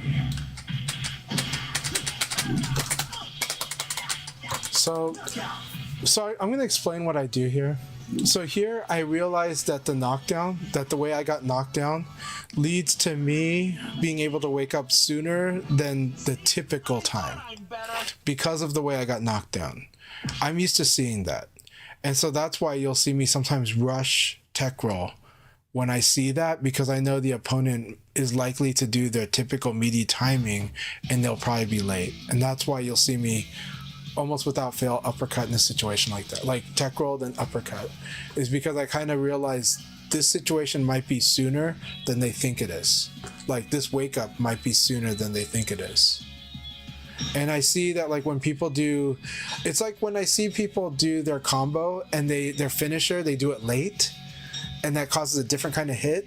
I'm used to observing those and going, okay, let's see if they know that this wake up situation has now changed from what it normally is if they didn't delay the finisher. Ready, go.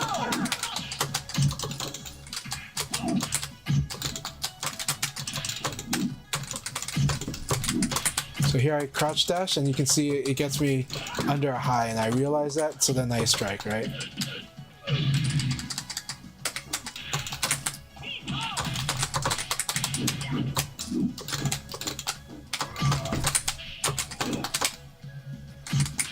Good. So here we're gonna test. Very nice. So now he's zoning and I like it. I like that he switched to zoning. Jeffrey is a good zoning character too. So is Wolf. Wolf is really good actually at it. He just has to exercise certain ways to do it, but he's very good at it.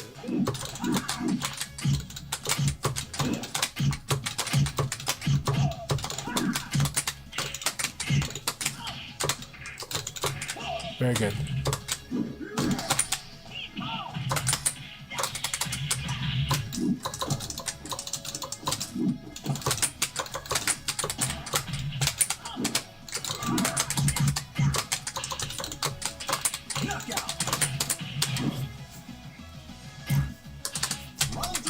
Keep it up, Zack Attack, you're doing good. Strings have weaknesses though.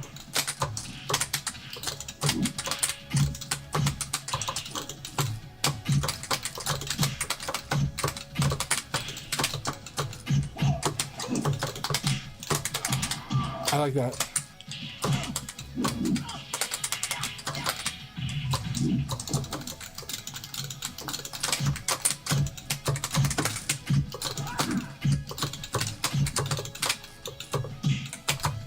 Very good. Elbow into throw or mid into throw is really good there. If you get that hit, and you did. That's punishable there. Alright. Alright. I'm gonna come for you now.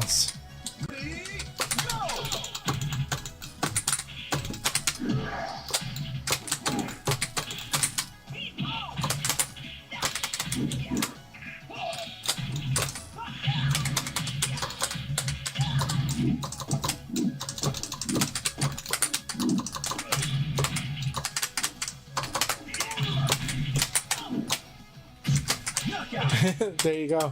Do a delay into a string. It's really good. All right, here we go. Ready, go!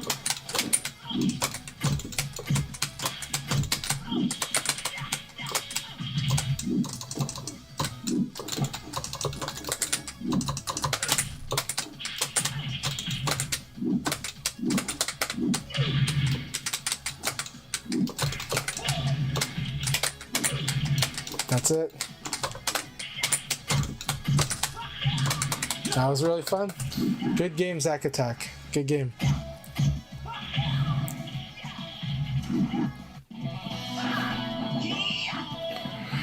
So I thought I'm better.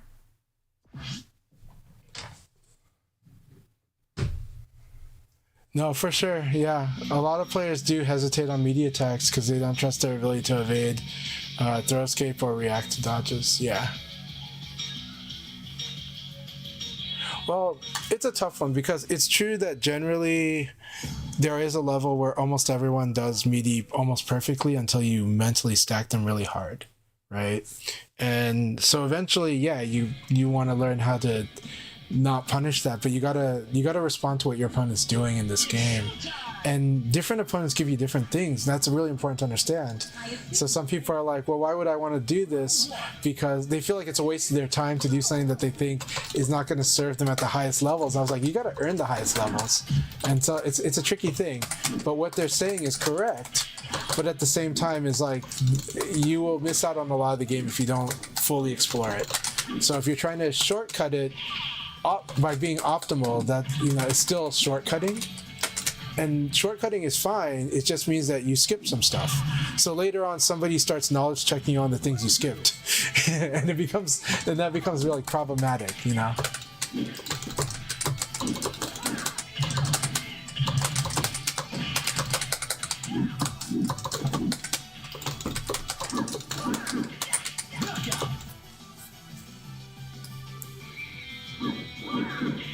Yeah, learning to go ahead and commit in this game is a big deal, but it's a big one.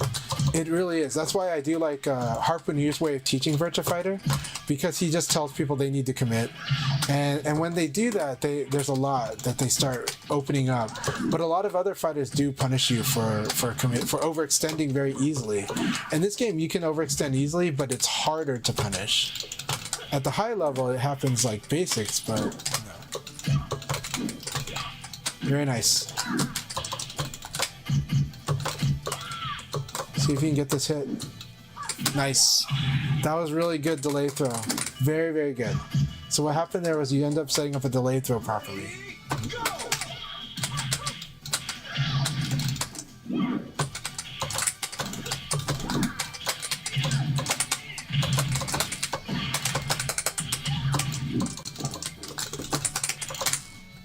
Knockout! Alright, good game too, Scoops. Good game.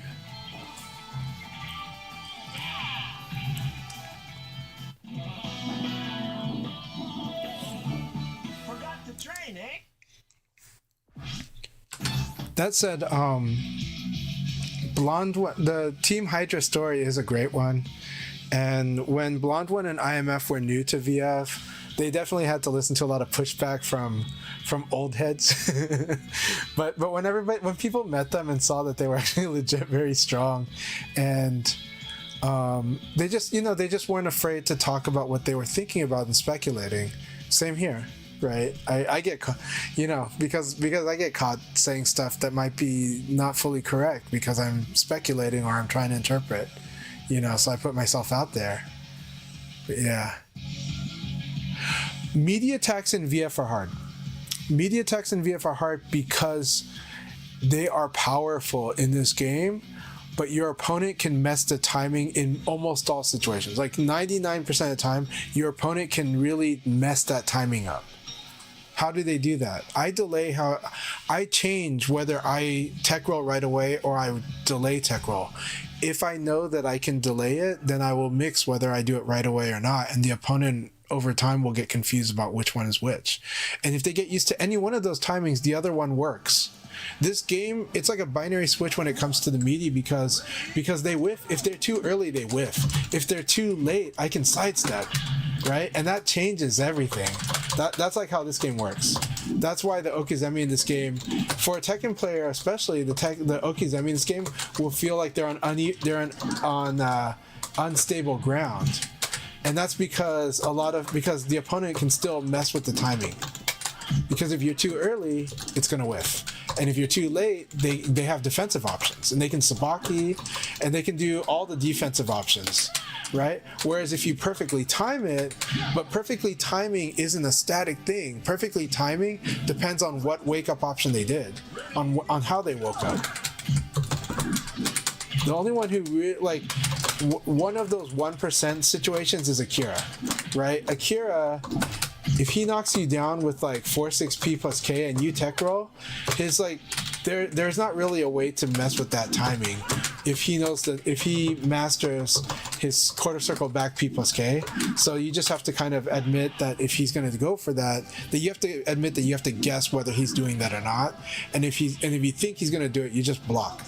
But the problem is you also, what you should have done was should have stayed down and not tech roll there. But there was a lot of guesses on the way. You just had to change which guessing you were doing. But everybody else, almost, you can kind of mess with when you wake up a little, by a tiny margin, by off by a little bit, but it's enough to mess them up. Very nice, Del Rey.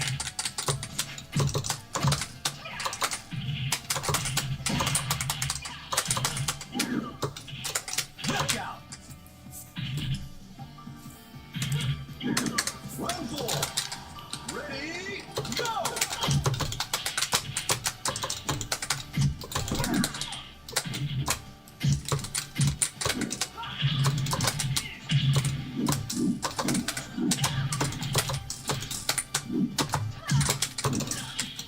I like that. That's cool.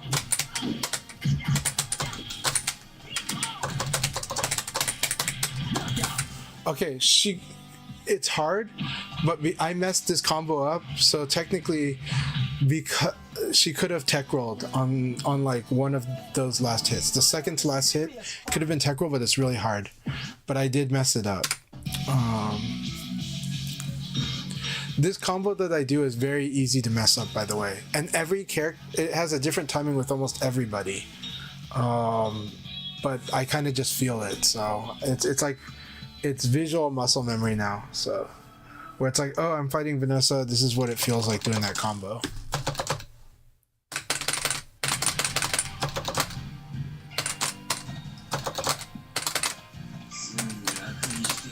It would have been nice if Doral was free, was not paid DLC,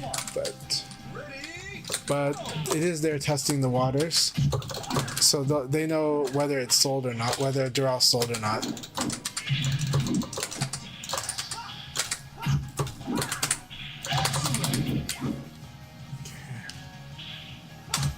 Round 2.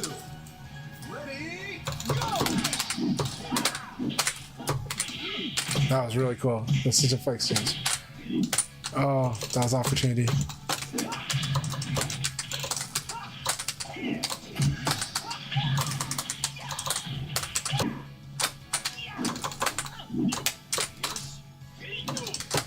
Knockout. Round 3. Round 3. Ready, go!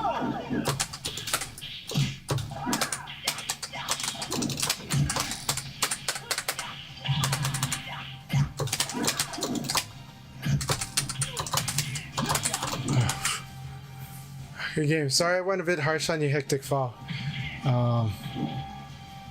But good game. Good game. I want a serious fight. Your Go does some stuff that is very scary, actually, and that's why I think I go into kill mode when I fight your Go. But let me know if you want me to go into sparring mode. So, but I really like your Go a lot, and something just tells me to really watch out for your Go. So, like, my instinct is be careful. So.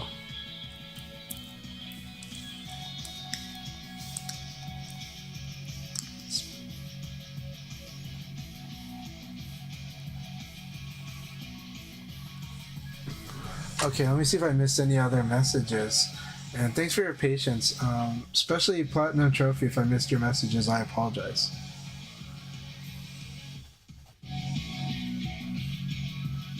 Yeah, but Blondie has lots of great wisdom.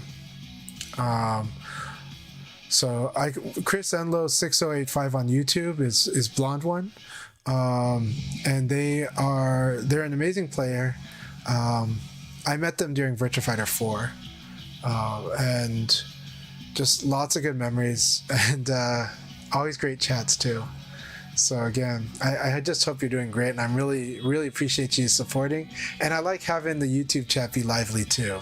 So Platinum Trophy and Chris Enlow 6085, thank you both so much.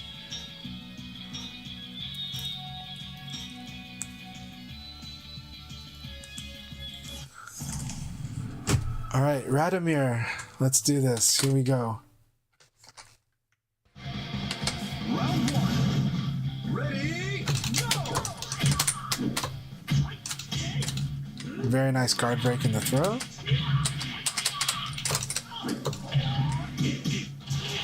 Very nice.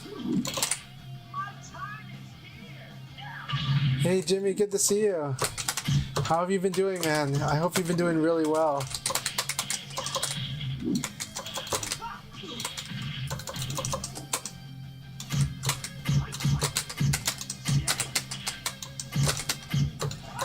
Knockout. Round 2. Ready, go! Nice.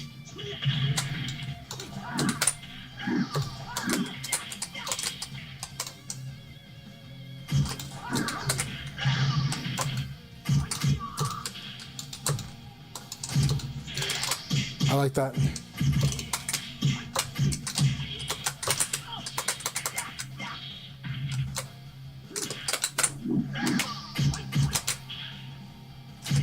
Knockout. All right.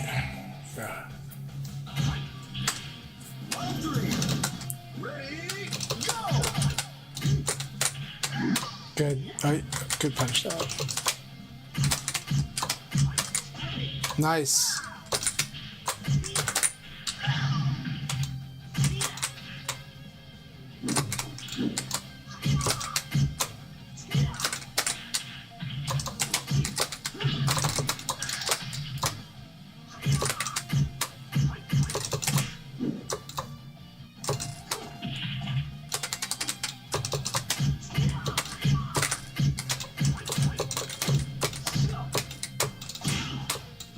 Nice. I like the delay throw there. All right, let's keep this up, Vladimir. Let's keep it up. Ready, go!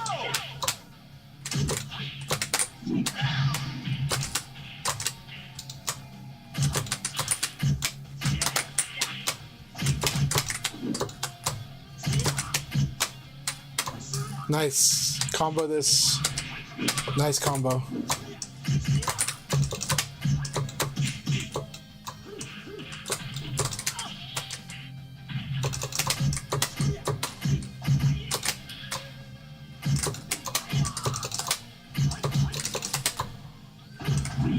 Very nice.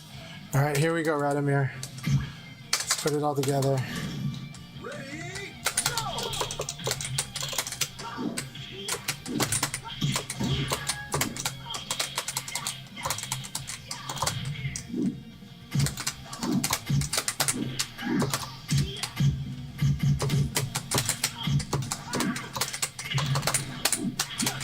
Good game. Good game. Your execution's really good. I like it. This is my way of trying to teach standard boxing versus Lei Fei, but I'm also trying to use it to train myself to see Lei Fei sequences better too. So thank you very much. I enjoyed that sparring very much. It helps me a lot too.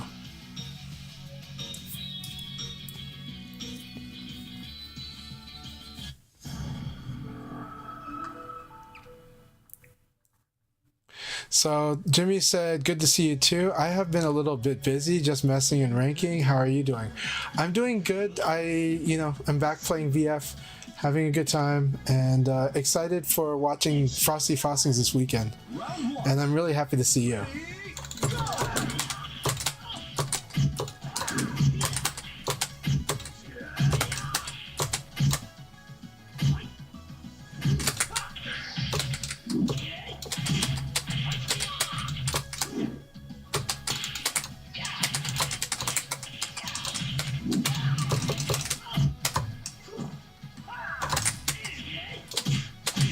That was cool. That was cool too. I always like this. Like this one, I buffer too early. I need to guard cancel on the buffer. Ready, go! I like that.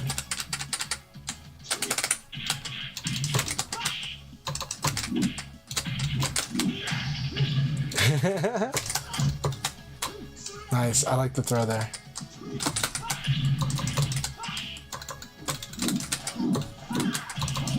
Oh, I wish this low punch. This thing beat the low punch here too. Watch this. Vid doom. Ready, go!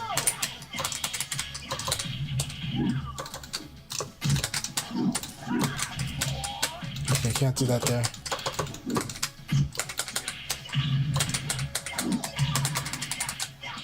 Knockout! Round 4. Ready, go!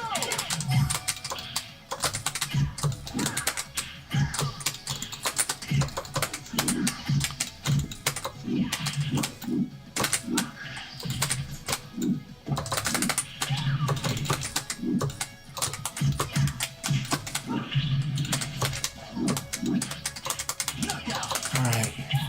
Good game. Good game, Fox. Round 5. Yeah, Frosty Frosting Hypergraph, so good to see you. Thank you very much. And hey, Blondie Hydra, thank you very much for the follow. Good to see you on Twitch. Oof.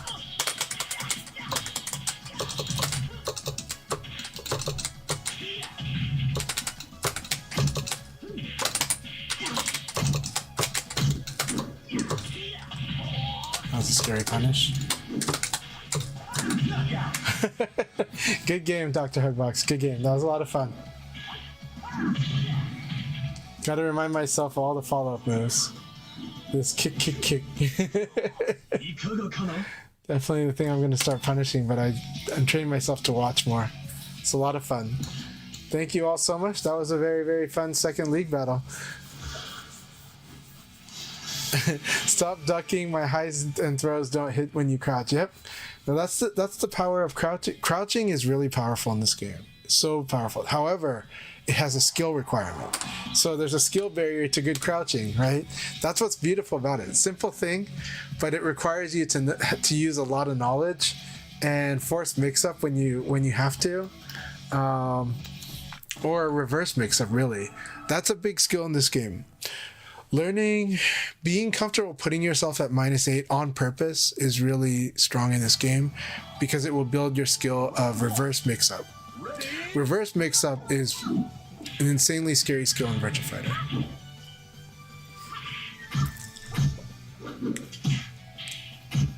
But of course, at the higher level, you have to cut it. You can't do it too much. It's just that, but you need to be able to, and you need to be able to, because you just won't have a choice at the high level. You'll get counter hit by a jab and have to make a guess. Have to make a reverse guess. So yeah, good games, Devil's Raid. Thank you very much. You have a good night and rest well. Have a good night. And kind of wondering if you go to Frosty Fostings, that'd be awesome. But... Ooh, happy birthday to BBH. Very happy birthday to BBH. You guys have an amazing BBH birthday tomorrow.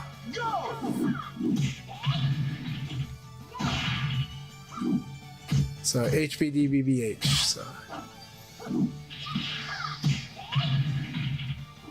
yeah, I saw that you switched over to Twitch. Yeah. ECD changes the game a lot. Well, the fuzzy design, but I love it. And I like that what they did is, so Blonde One, I know that you're used to like the classic VF4 all the way to VF5R elbow stagger, right? And this game doesn't do the elbow stagger, but instead does elbow mix up, right? So if you crouch hit somebody with elbow, you force them into where they can't fuzzy guard anymore. So now they need to guess between throw, or they need to guess between attack and defend for them, or whether you're going to throw or attack on your side. So yeah. And then of course the mix up, as you know, it escalates. It goes into different forms after that, especially if somebody finds a hack for your preferred attack throw mix up. So usually Sabaki will be that, but I like the way this game plays up close. That's what I love. That's the legacy of Final Showdown, is the way the game plays moving forward and the way the game plays up close. But of course, but yes, I do miss the older style VF4 through 5 movement, right? Lots of horizontal movement, and you know, the crouch backdash, and I do like multiple throw escape, but I like this system personally. I do like this system more. But the thing I do like about the classic multiple throw escape though is it's the skill. It feels satisfying to do. At the same time, I haven't done it in forever, so I don't do it now. Even when I play VF3 and 4, I struggle to do it because I haven't done it in forever. But in those games, it means that if you stay up close too long, there's like a lot of risk. In this game, staying up close, it's not that it's more risky. It's just that the risk has been kind of static, you know. Slightly static. It's still dynamic. It's still scary to stay up close long, but that's why in this game you can fight up close a lot and really fight it, duke it out. Whereas the longer you stay up close in VF4 through VF5R, the more likely that the throw is going to nail you, and the more likely that you're vulnerable to lost up. But you can also fight against the delay attack, right? And so it's still the guessing game. It's just that it becomes more of like good sense to automatically crouch backdash out of there. Or more like, if you're winning, keep forcing up close, and if you're losing, try to get the hell out of there. This game, you can just you can stand your ground, but you need to get comfortable doing the mix up from the opposite side, and you do it a lot, and that can definitely feel crude compared to the VF4 5R, but I think it's brilliant in this game. And I think, but of course, the real legacy of Final Showdown is the side turn game. The side turn game, oh my gosh, that's just, yeah, like, that just extends everything I said about how I love this game being forward moving and fighting up close. That side turn game is just like, not even like cherry on top. It is just a whole new layer of cake that is so wonderful on top. So that's what I love about Final Showdown. That said, I do love the older VF on a lot of fronts on what they do. VF3 is so brilliant. VF4 series especially amazing, right? And I love what they do. But I really, really love what Final Showdown has done. So yeah. Yeah, so getting used to side throw escape, as you know, that's layer one. Because once you get used to that, and especially this game, you know, like if you evade like an attack that doesn't have many total frames, like Aoi's chop, right? It's a really fast attack, or normal elbow. A lot of times the throw situation is not side throw. It's like it's a normal throw situation. So that's very powerful. If somebody does high punch elbow, and you block the high punch, you can evade throw. And if you're using 11 frame, it's actually minus 11. So if you do like, you can evade PK if you're like Leon, Pai, Kage, or Leon, Kage, Pai, Eileen, yeah. VF3 is totally analog. I love it. To me, VF3 is the peak analog Virtua Fighter, because Virtua Fighter went digital since VF4. But I love that VF3 is just such like awesome analog Virtua Fighter. But it's definitely, you have to feel and learn that game so much. So what's special about VF3? VF3 is probably quote unquote the most janky VF, but it is divine. It plays more like Tekken in a way. I mean, that's not the right way to put it, because you know Tekken players like, this is not like Tekken. But for a Virtua Fighter player, Virtua Fighter 3 plays more like Tekken. So because the tight spacing, the movement, things are severe in VF, but the thing is VF3 has a heavy barrier to entry because it does have a rough feeling going into it. Crouch dashing in VF3 is like, you got to do like that. Like if you watch my stick here, it's like you got to do this and then hold it, and it'll be like, now we'll do crouch dash. So you got to like, it's not intuitive at all. You don't know that you're doing it when you're a beginner, but later on, when you master that timing, the crouch dash is strong in that game. And because then you do stuff like, you know, crouch dash forward and attack, so you go like this, then this, and you know, but VF3 does have a lot of options, lots of options select, very spatial, very 3D movement, very get to know what hits and what doesn't hit in the situation. The better you know it, and not in the same way that this game is. Again, more like Tekken, where Tekken you're like, no, that's not going to work there. That's not going to work there. Okay, that'll work there. You need that spatial judgment in VF3 quite a bit. Jackie's probably is the one I recommend most people play, because he's easy to play in VF3. Like easy to play basics with him, easy to just like do elbow kick pounce, right? That's the thing. Instead of beat knuckle combo with Jackie in VF3, you just do elbow kick pounce. It's like 1/3 of their life gone for a mistake they made on spatial judgment. So yeah.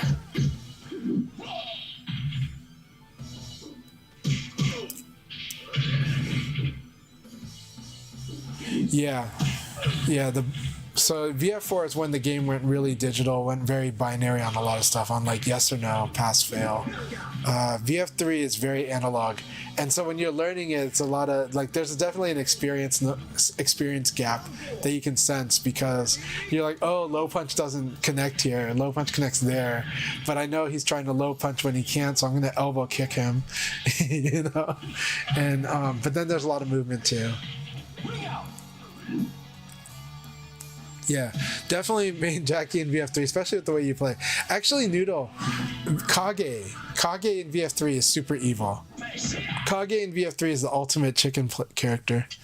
Like, that is the ultimate runaway and just be a real punk in VF3 is Kage. Yeah. Well, so this game, Final Showdown, brought back a lot of damage. I think I like the VF4 levels of damage though, because I think it allows the matches to be a bit more strategic. Again, Final Showdown, my favorite, but Final Showdown is much more of a tactical game. Virtua Fighter 4 series, because the class differences, unless you played a heavy, right now in this game everybody does heavyweight damage compared to VF4.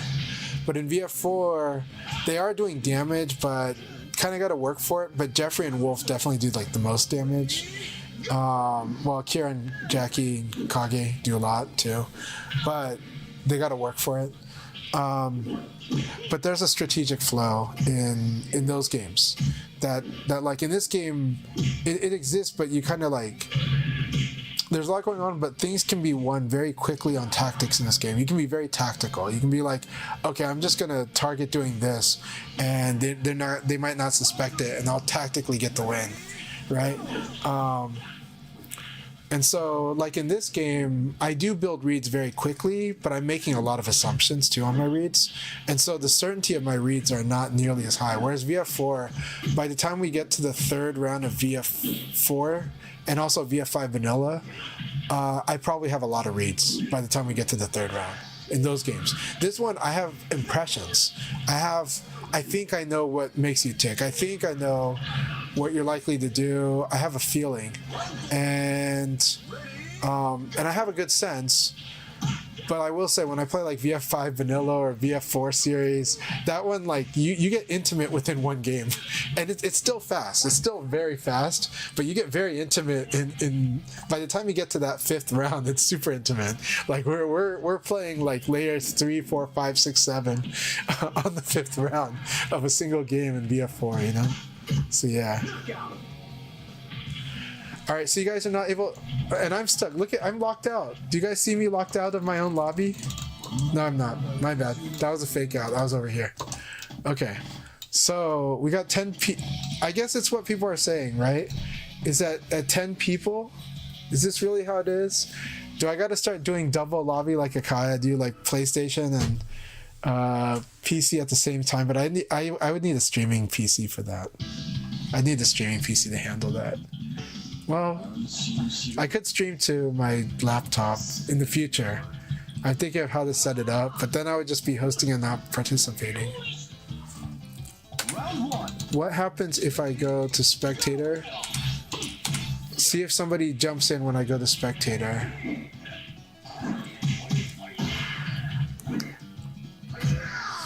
Oh no. See, VF, you're making LD Wells go to City of the Wolves. We want LD Wells on VF. So, we want LD Wells here too. In 5 minutes, we will start the next league battle. I am going to see if one more person can join just because I go to spectator. I don't know if that works, but I want to check it out. Tenchi Inyu, good to have you here. Yep, LD Wellies.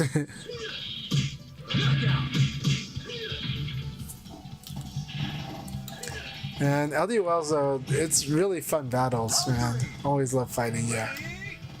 And good streams, too.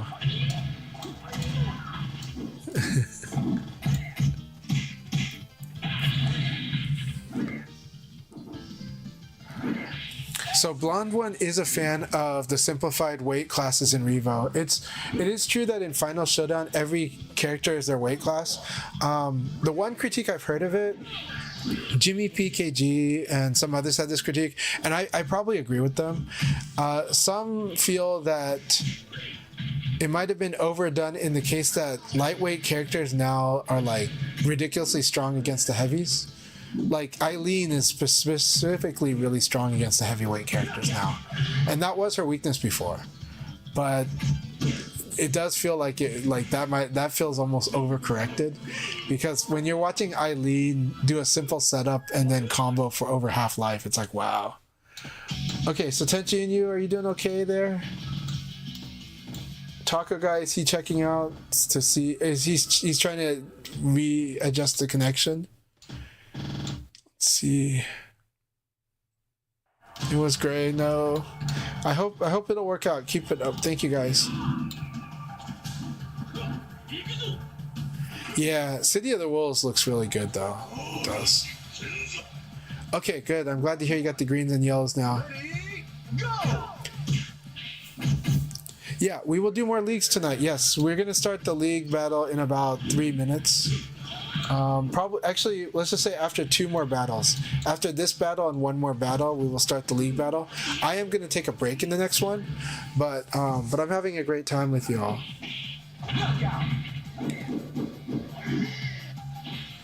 The streamline Round 2. yeah. Well, I mean, yeah, I'm used to finding generic combos that'll work most of the time. But now, I do wonder if that did change. I haven't paid attention to all the bread and butters. Hey, Obvious Creed again. I'm doing good. How are you doing? Hope you're doing really well. Hope you're doing very good. I appreciate everyone in here today. Everyone's just been... It's always a wonderful time to see like... Ready, go! Yeah, you just got... Yeah, well, you started a great place for Aoi. I'll tell you that.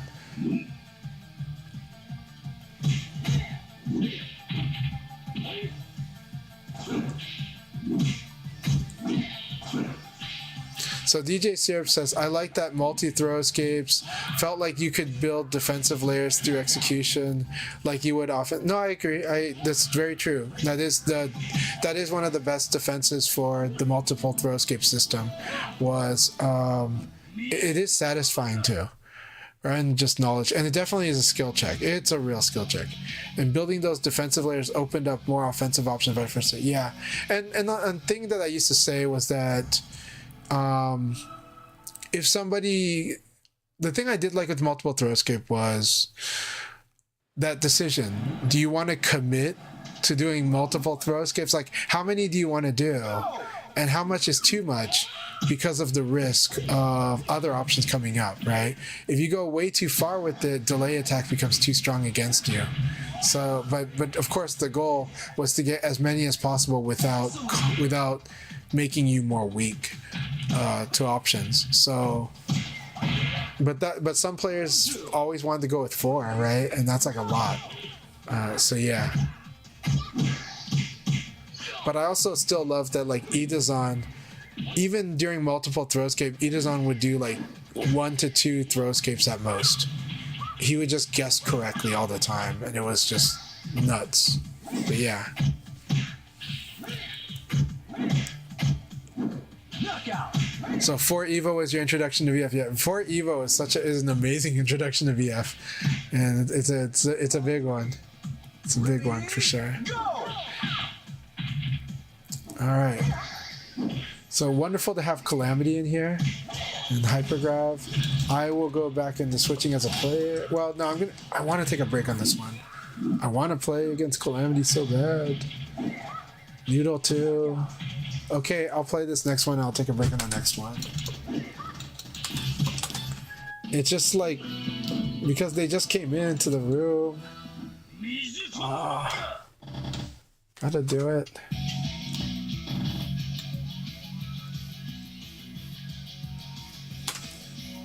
Okay, here we go. We're gonna start the league battle now. Good luck, have fun, everyone. For me, to me, Final Showdown is definitely my favorite look, but VF4 series I loved, especially at the time, but right now, it looks a little weird to me, but it's still gorgeous. It's just that, but the models look, the skeleton of the models look weird to me, like the length of the legs below the knees, stuff like that. So yeah, but I think it's stylized and it looks so cool. But I think for a lot of people, the 4 series just looks the best for a lot of them. I think Virtua Fighter 5 Vanilla is super gorgeous. So Virtua Fighter 5 Vanilla, it's just that the animations of Final Showdown I like way more. But but like when you're looking at stills of Virtua Fighter 5 Vanilla is so beautiful, and it is beautiful in motion. It's just that when you start seeing high level combos in Vanilla, I do think it looks funny. So.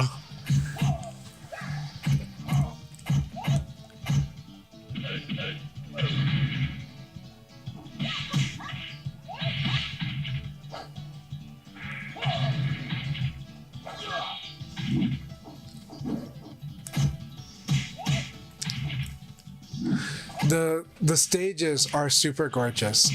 Even if the characters in the background don't look as good, but there's no characters in the backgrounds in Final Showdown anyways. But the levels in VF5 Vanilla are really gorgeous, and I really like the Virtua Fighter 5 Vanilla soundtrack. Like I like Vanilla's soundtrack a lot. But I like Final Showdown soundtrack a lot too. So I feel, and I personally, I like the VF Esports soundtrack very much. All of the 5 soundtracks I'm a big fan of, but VF5 Vanilla has sounds really, really good. Gorgeous. The stages are really beautiful. So beautiful. It's the animations that make that are a downer on VF5 Vanilla. Well, it's not that we're spoiled. Once you see Final Showdown's animations, then Vanilla's animations look less cool. That's really what it is. It's just once you see Final Showdown's animations, then I think Vanilla's animations don't look as hot anymore. Yeah.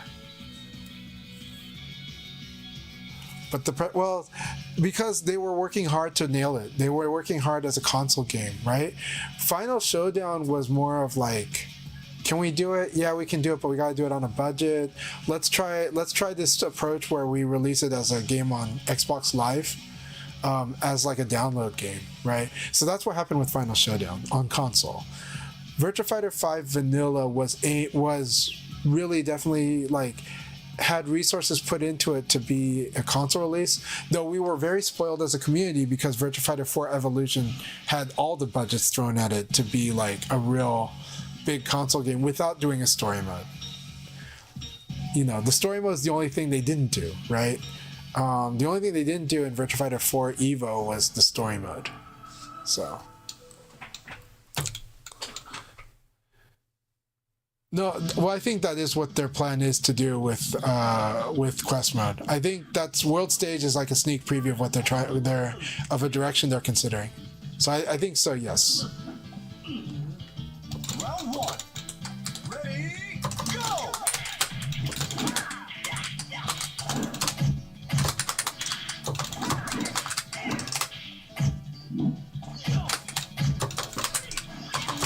I had a feeling. What did I?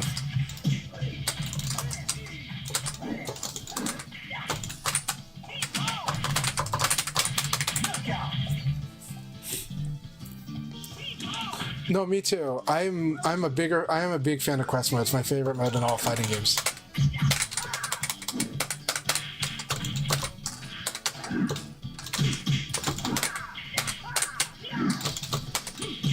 I like that. That was brilliant.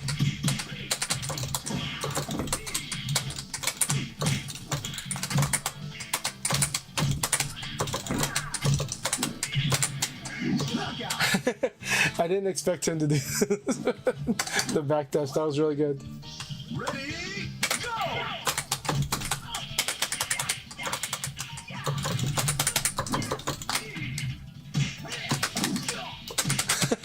I was hoping that this would work.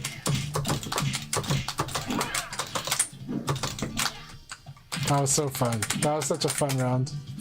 Very fun round, Calamity. I'm having a blast with this. Round 4. Ready, go!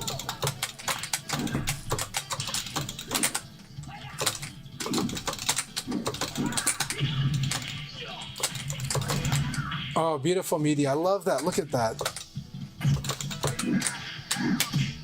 That was beautiful punish. Oh, okay. I was worried that you were going to screw this up. That was an awesome one, Calamity. That was a fun game. Very, very fun game. I had so much fun with that game. So much fun.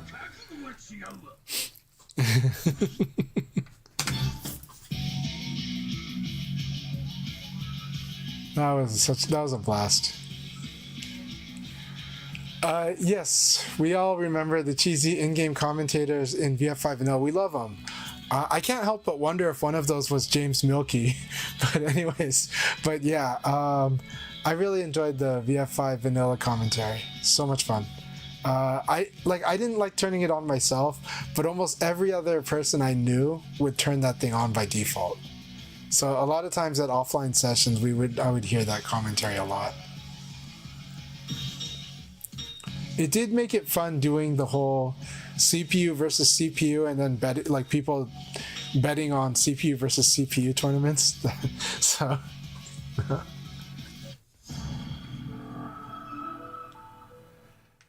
there are some fun old posts, there's some traumatic old posts too. It's all good. It's community.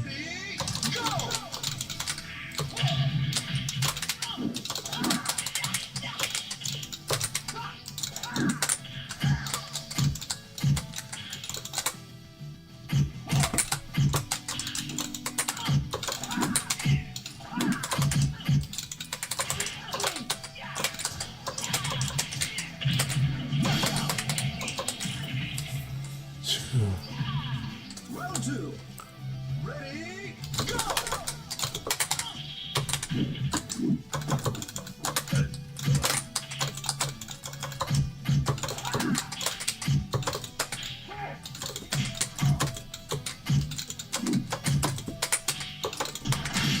I like that.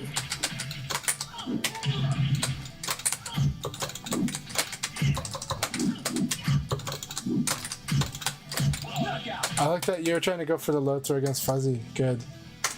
Alright, here we go, Zack attack. Ready, go!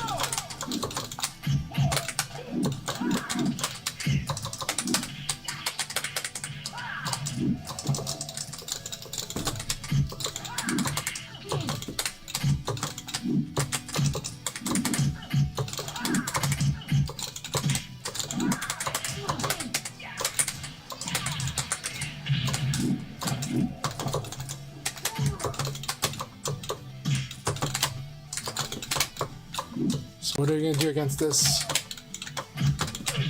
Good. Very good.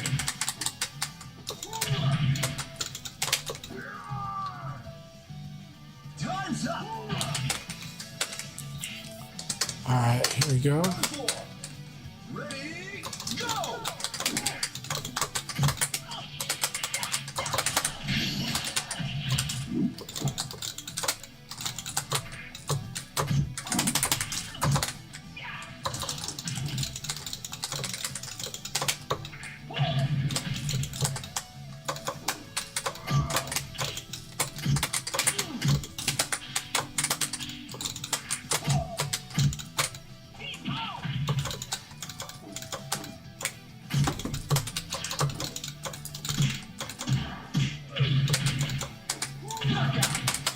Alright, here we go, Zack attack. It's like a rematch from the other time. Let's see how it goes.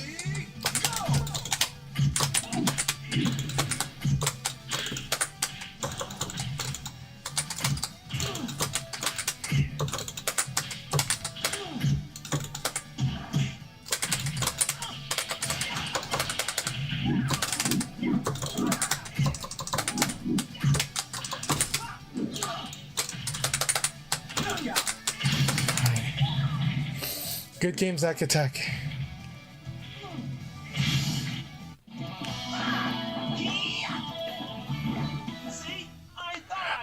So on my PC, since World Stage, so this didn't happen in Revo, but ever since World Stage, it doesn't render the light effects, like those special light up bracelets and anklets. It doesn't light them properly. Like you see one of the maps you're not supposed to see. So like it looks like a flat square.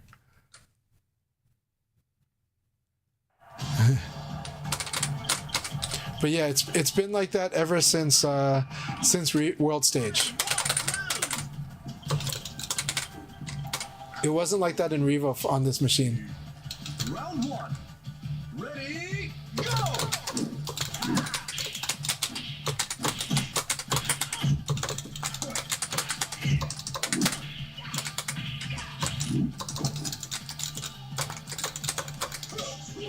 Nice. Nice.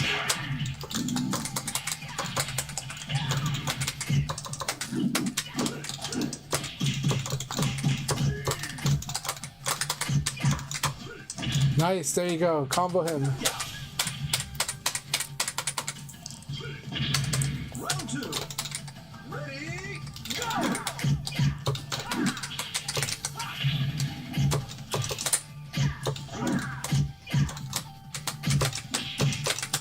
You're doing really well. Good patience, good watching.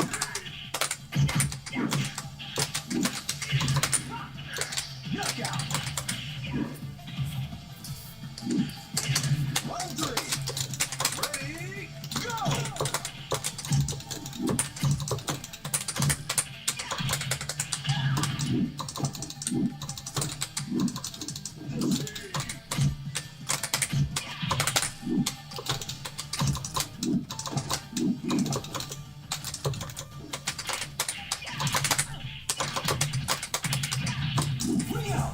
So this one you have to tech. So this combo here, yeah, when I finish the combo with that back kick, you have to tech.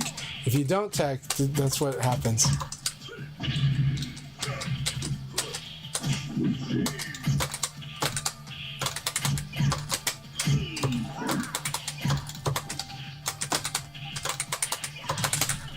Like after this combo, then I'll do that. So when I'm in open stance, I can do this 6 PP into 4 KP plus K. That's when elbow punch. It's a lot of damage and a lot of carry against Taka.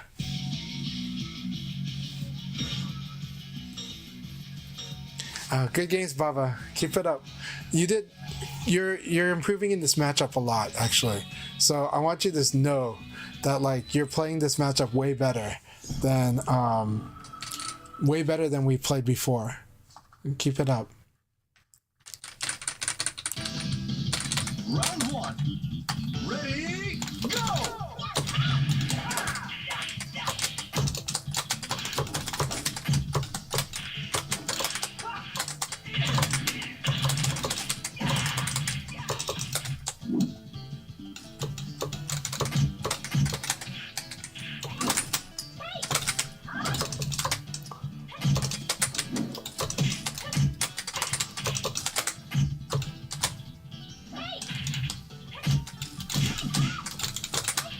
Nice. Is this ring out? No.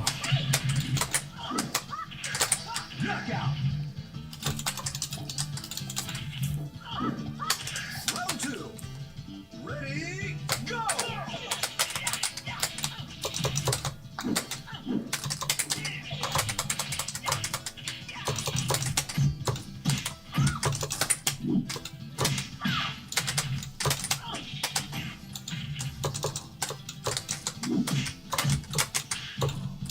Nice. Nice. Knockout. Very good. Alright. Round 3. Ready, go!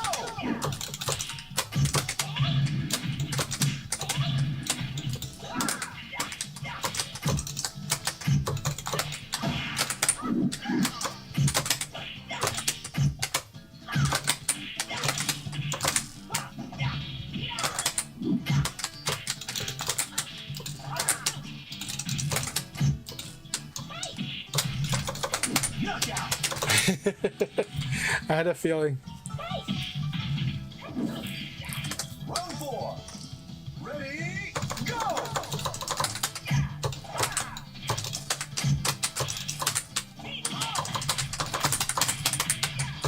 Actually, I can do a full with Pi. I can do something else.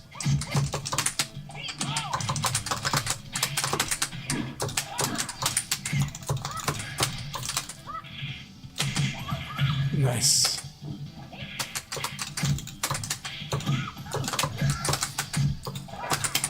Knockout. Good game. Good game. I was able to get you with this one.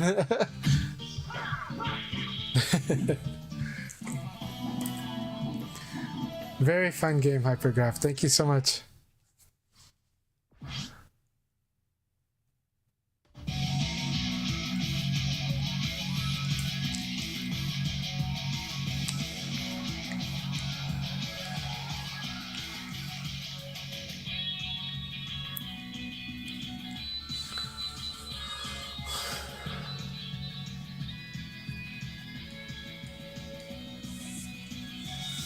Look at the time. It does look like that, yeah. She does do this thing.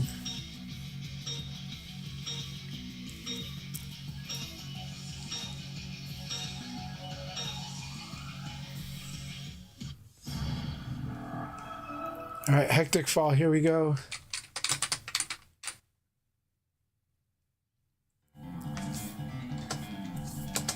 Round one. Ready? I like this costume. Go!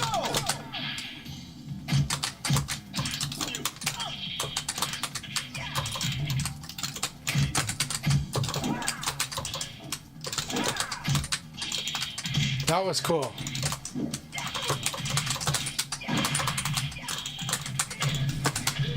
That was sick too. I like that 4K. I like the hit slow and punch and the throw. Oh, I thought I was going to interrupt this. Very nice. Yeah. That wins neutral against a lightweight too.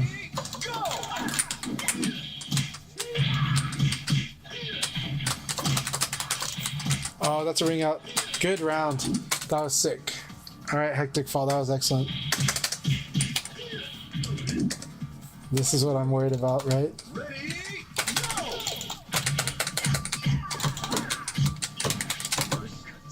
I like that.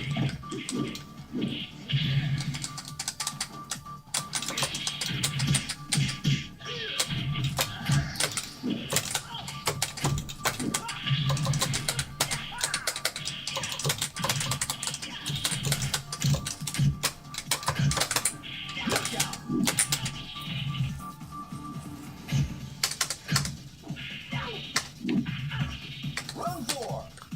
Ready? Go!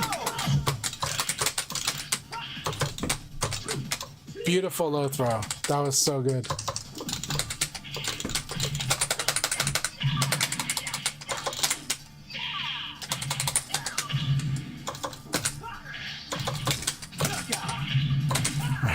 Good game, hectic. Good round. Good round.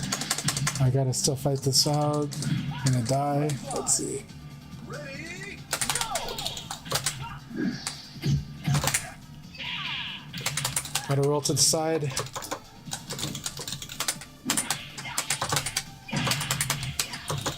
Ring out.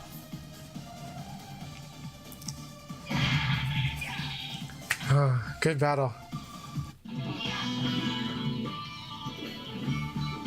What a knucklehead. Jackie can really combo after that kick, yeah.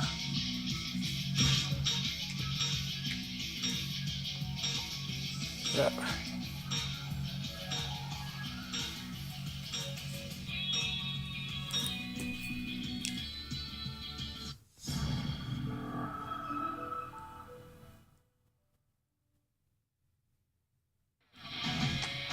All right. Also, Calamity is on hand to answer questions if anyone has them.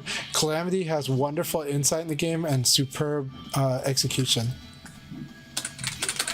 And they've played so many characters to really great degrees. Go!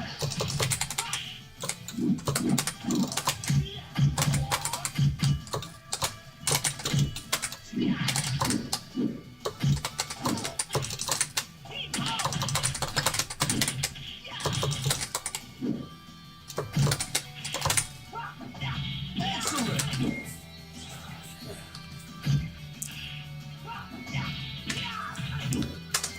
Round two.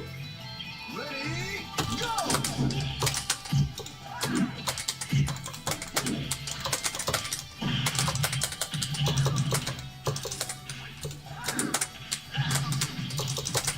Knockout.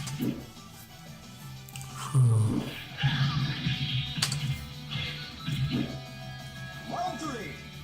Ready? Go!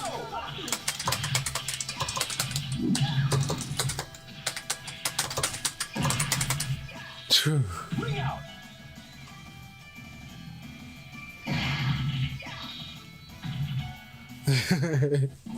Alright. I was trying to counter each thing I thought you might do, so I was going for the hard counter throughout the whole game. I was like, I'm gonna go for trying to beat this thing. I think he'll do this, and I guessed correctly a lot, so I was happy. It was very fun for me. Sorry, Dr. Hugbox.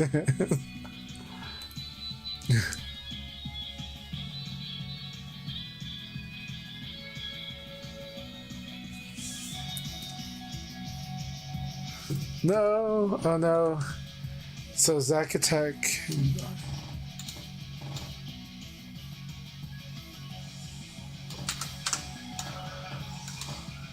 Sadly, yeah. If one player leaves, it'll fix it, and then we can like finish the league and start a new one very soon. So yeah. Thank you for your sacrifice, Calamity. But as you know, I don't keep track. Some people might keep track by like checking the VODs, but that would be weird. But it's fun to keep track if it's for your own personal use records. For your personal goals, that's good. But Calamity will be back very soon and ready for the next one. But also, Calamity is super available for replying to questions. You got questions about any character, but especially Lao, you should ask Calamity. Calamity's Lao is so awesome, but all of his characters are.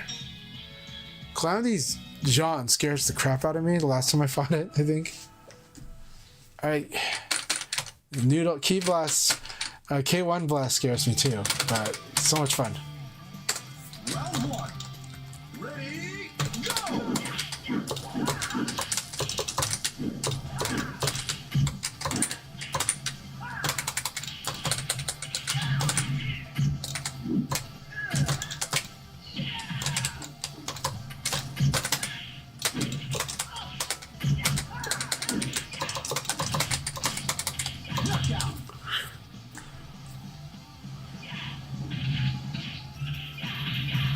That's awesome, man. Awesome, amazing feat.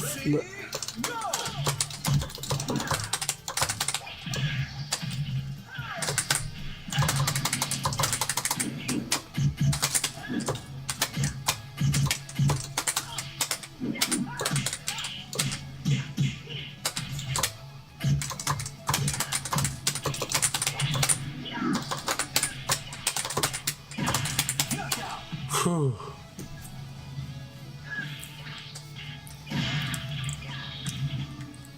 Round three. Ready, go!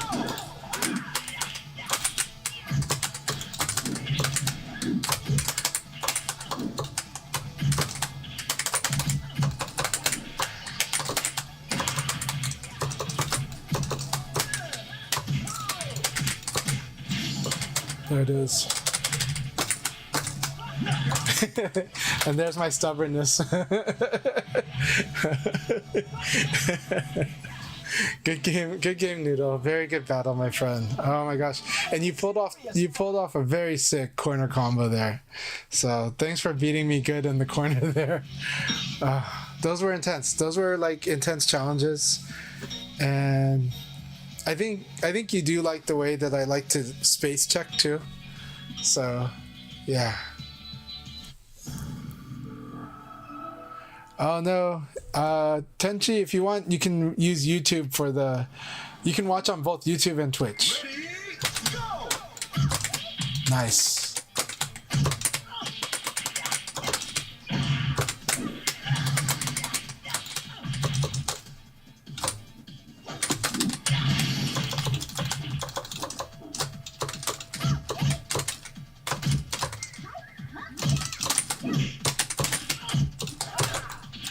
Knockout! Okay. Very nice Aoi, Tenchi. Ready, go!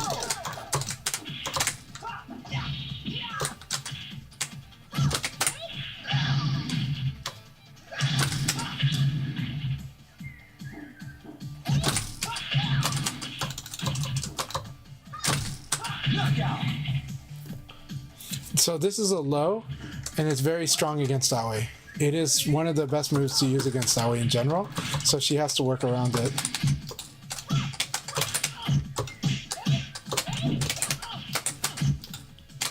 Nice.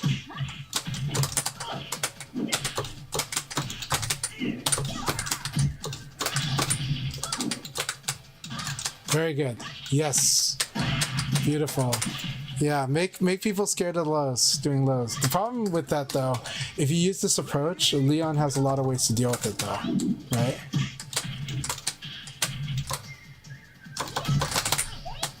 Very nice.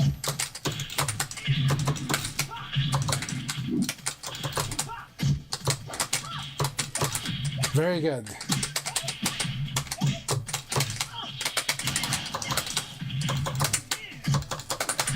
Very good. All right, Tenchi, you got this. Ready, go!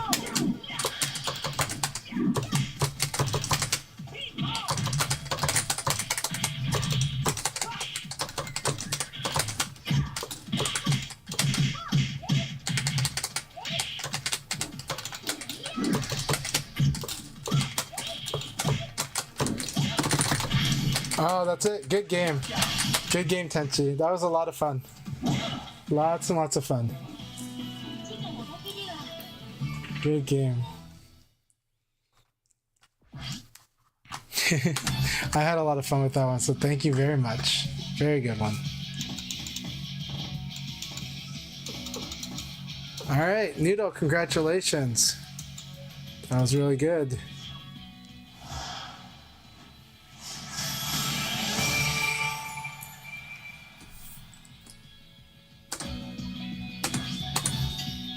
Good games. I had a lot of fun.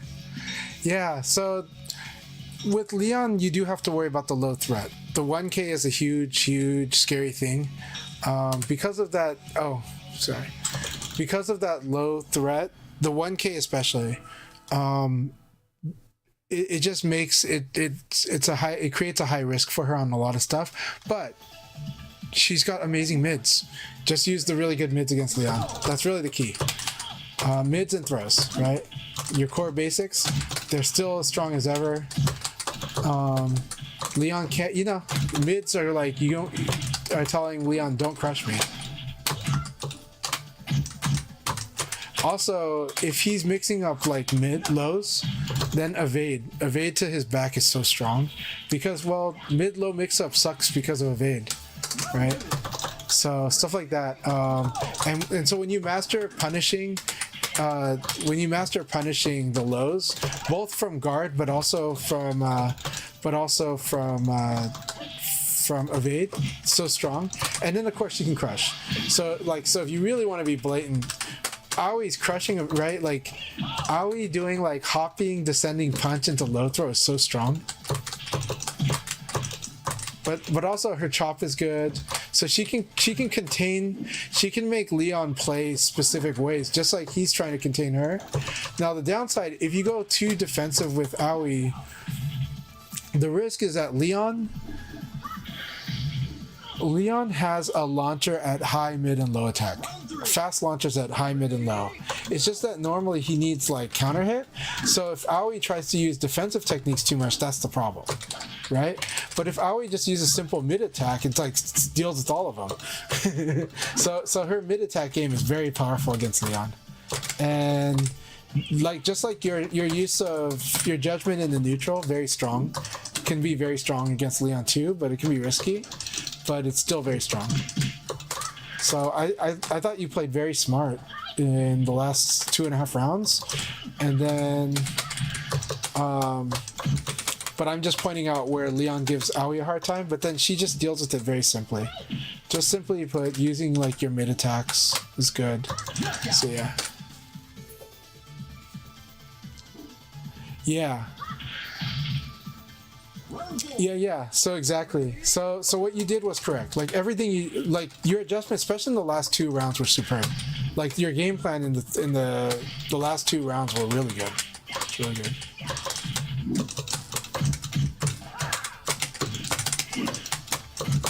But Leon has like, the scary thing about Leon is, go ahead and beat him up.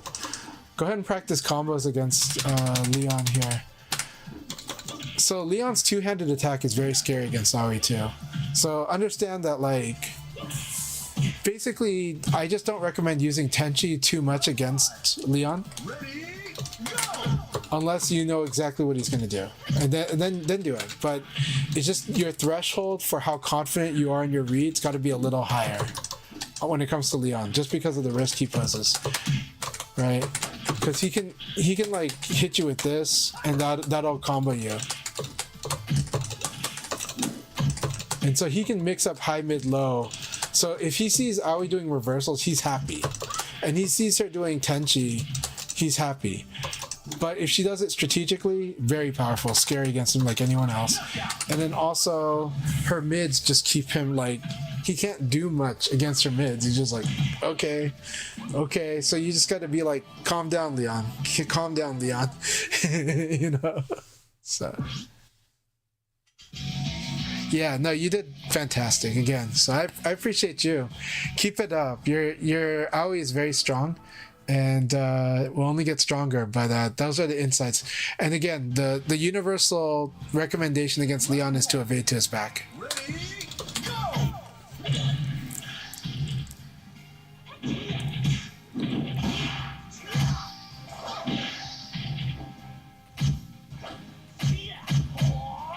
Now, when you get to the higher level fights between Aoi and Leon, you know, his throw game might become something where you have to manage his. You want to understand his throw game because he has a good throw game, and against Aoi, I think throw games are good against Aoi. So yeah. I think with Aoi in general, you should learn everybody's throw game. so that way you can manage the risks that they're threatening you with, and that will change like your whole matchup.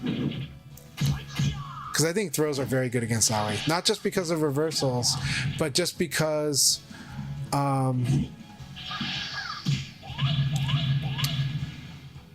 well, Aoi is so strong right now, but some hits you're okay taking in general. So when you get used to that, some Aoi hits you're okay taking, and when you get used to that, then your throw becomes more strong because you don't feel as threatened, you know, and you feel like throwing is less of a risk than maybe someone that's newer to the game might feel. And then Aoi's got to deal with the trade-offs on the throw games.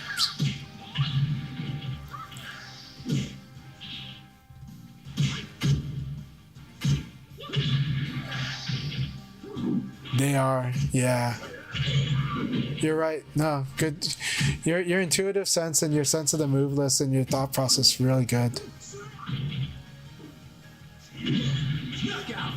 Yeah. Having Tenchi ready for those moments is where it's really strong, because it can. The thing about Tenchi is it can set up win conditions so powerfully. So it's like, yeah, but the anti Tenchi game is fun. So Leon's anti Tenchi game, 1K is 1, but the real one is 2K K plus G. 2K K plus G is the reason that Aoi's really should be very careful about using Tenchi, because his low kick into high spin kick that combos, because he can combo and ring her out because of that.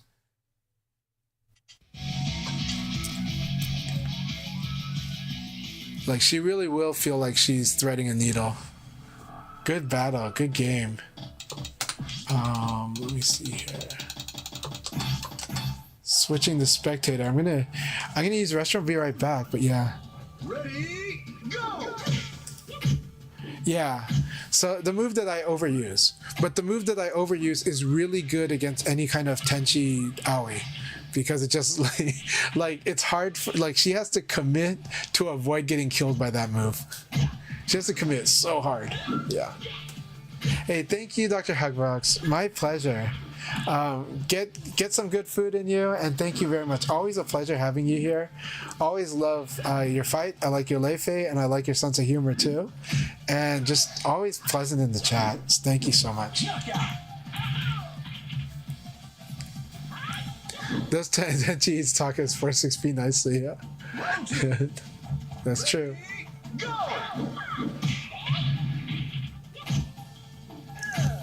Yes, fuzzying is good against Leon. defense period is good against Leon. Let me just say this. Being more defensive is good against Leon, not attacking. Leon wants you to attack. Number one, Leon wants you to attack. It sounds weird, right? But it's why he wants to crush you. He wants to evade punish you. He wants to whiff punish you. But his whiff punish is not the easy kind. Jackie, if somebody whiffs in front of Jackie, he can just beat Knuckle, right? Like it's just like punch plus kick. Very easy to do. Okay. And he can 6K after that. So that's even more, right? Leon has to use slower attacks that are a little slower to whiff punish.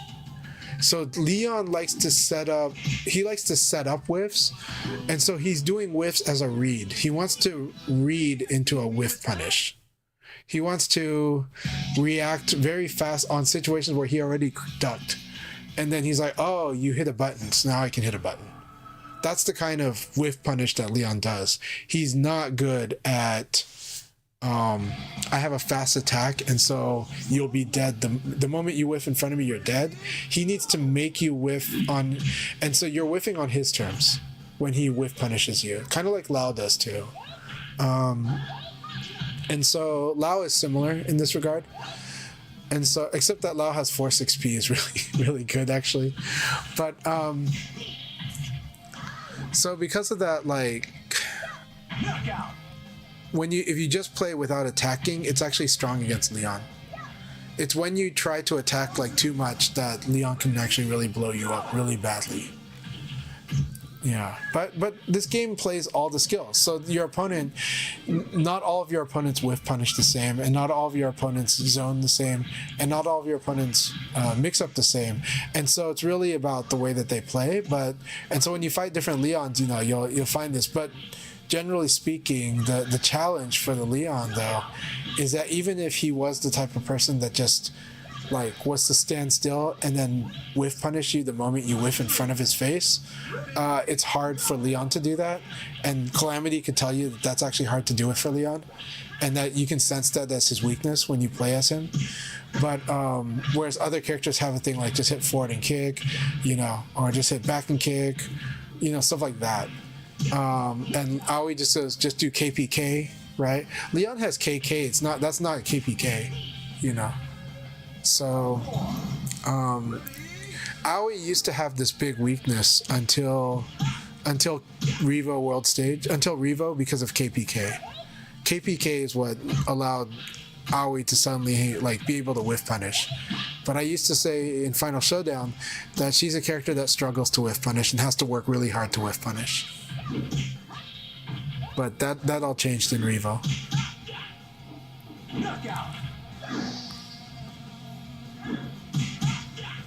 I don't like going over 2 pounds myself, but you know, Guibert and Numbers like to do that, so yeah.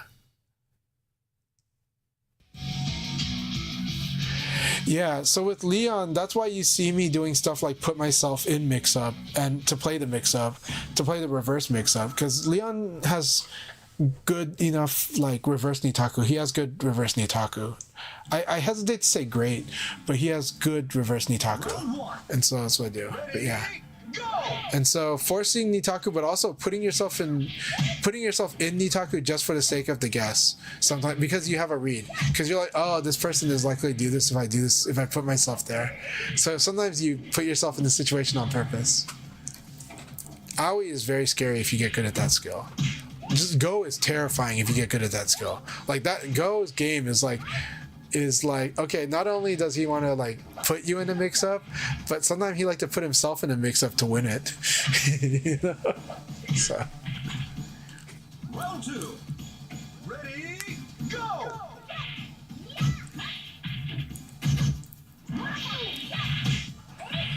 Which Korean lever are you using, Tenchi?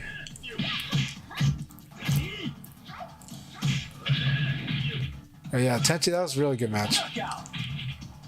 Alright, I'm gonna use restroom. I'll be right back actually. And I will read the chat when I get back. And then we'll start actually before I use restroom, after this game I'll start a league battle for you guys to spar, and I'll go use restroom. And then I'll come back and I'll spar too. It's been a lot of fun. And I love having all of you in here.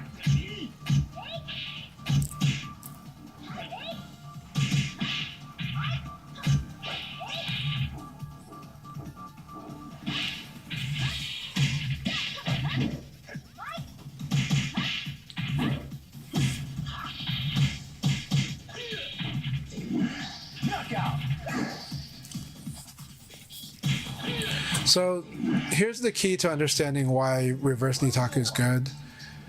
If you have a read on your opponent, you probably have a read on something they like to do in a certain situation. And so putting yourself in Nitaku is like, the way to do it is like, for example, sidekick, right? You're like, oh, this guy likes to do this when he blocks my sidekick, he's been nailing me with that. Okay, I'm going to purposely do my sidekick with the intention that with knowing it's gonna get blocked, and then I'm gonna do the thing that punishes that. I'm gonna which sometimes it's like, especially if you read that they like to throw after blocking your sidekick, then you're like, okay, I'll sidekick, and if he blocks this sidekick, I'm gonna launch him. It's risky, but it's so much fun. All right, you guys, I'll start the league battle for you all. Have fun. I'm gonna use the restroom. I'll be right back.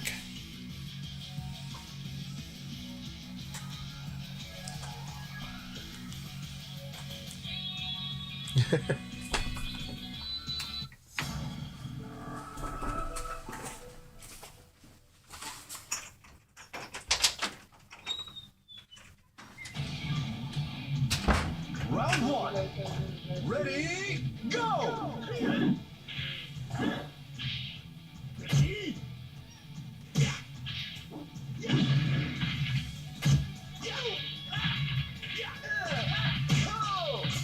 Knockout!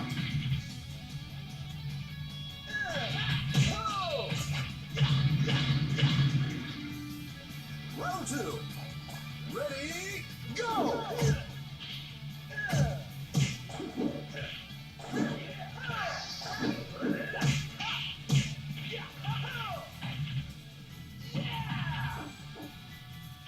Knockout!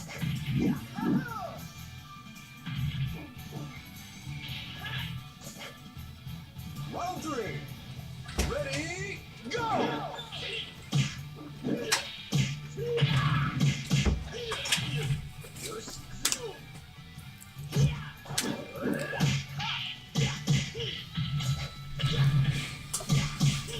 So funny thing, after this league is over, I'm actually going to leave the room and come back into the rooms to make somebody else the host.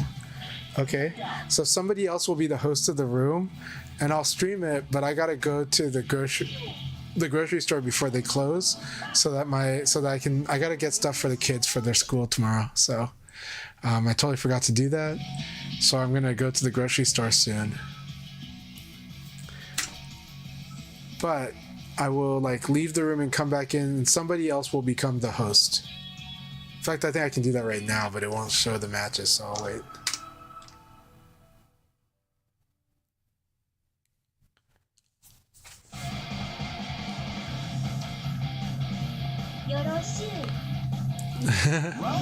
Calamity, you got to give him a hard response. You got to feed into his competitive spirit.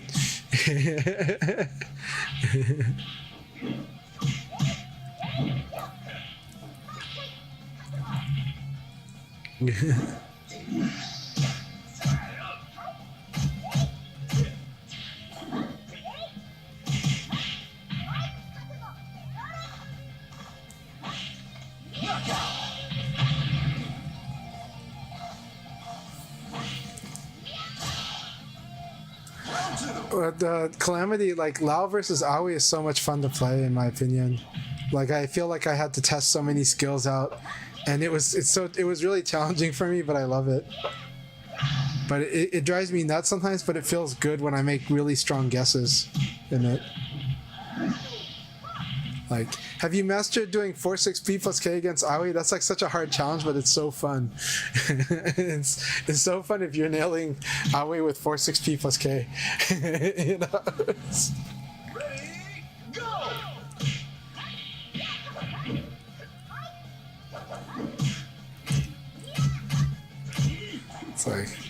It's Calamity, we gotta make it reality how VF is for sickos.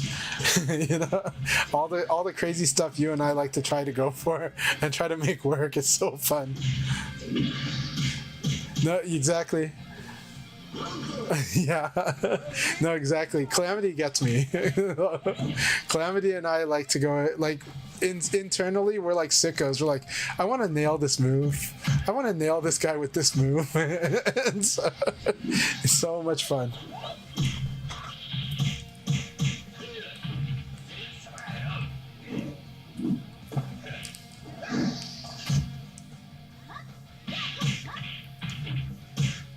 Knockout.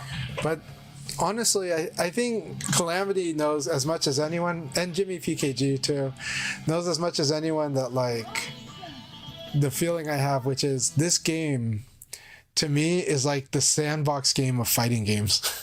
Like it lets me do a lot of cool stuff all the time. And it's like I think I can make this work. I think I can do it. And then you do it and you're like, oh, that was so cool. It's like the best feeling. Like and you guys have seen me do stuff like that, right? You've seen me go for this crazy play, and then you know, I still like when Jimmy PKG, like when I asked him like what he thought when he was watching my matches in the tournament in Taiwan, and he was like, well, he was like, I think it shouldn't work, and then I watch you do it and it works. You know. So you know, it is beautiful. To make plays is beautiful, but yes, like Will says, to be strong is beautiful.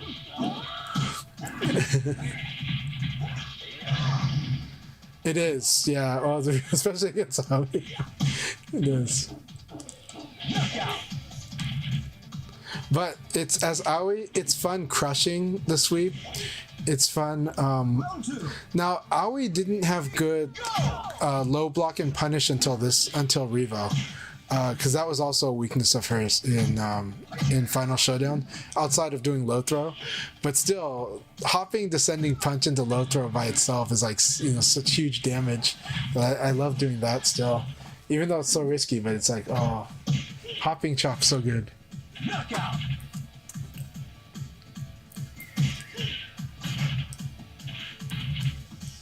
Round 3. Ready, go!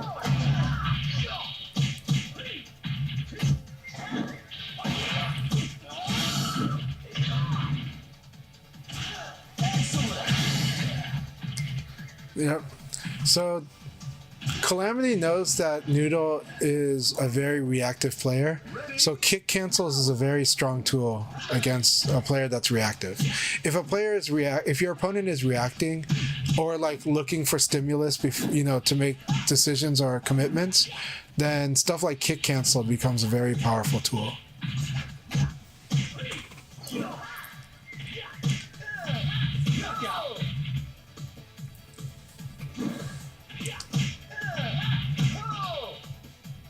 Round 5.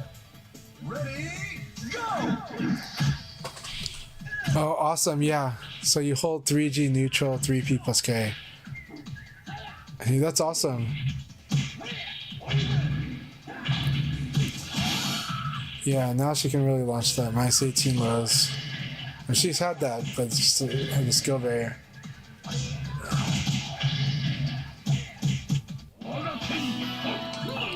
Very good battle between these two.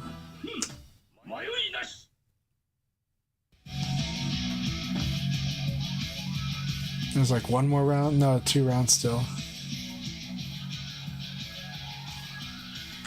I'll be right back. Gonna tuck my kids into bed.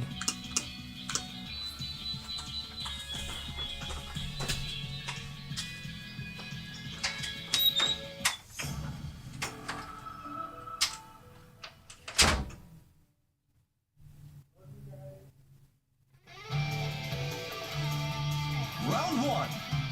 Ready, go!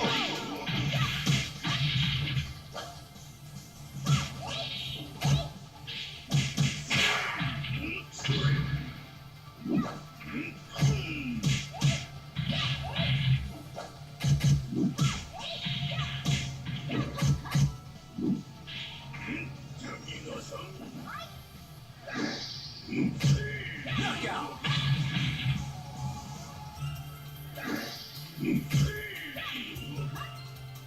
Round 2. Ready, go!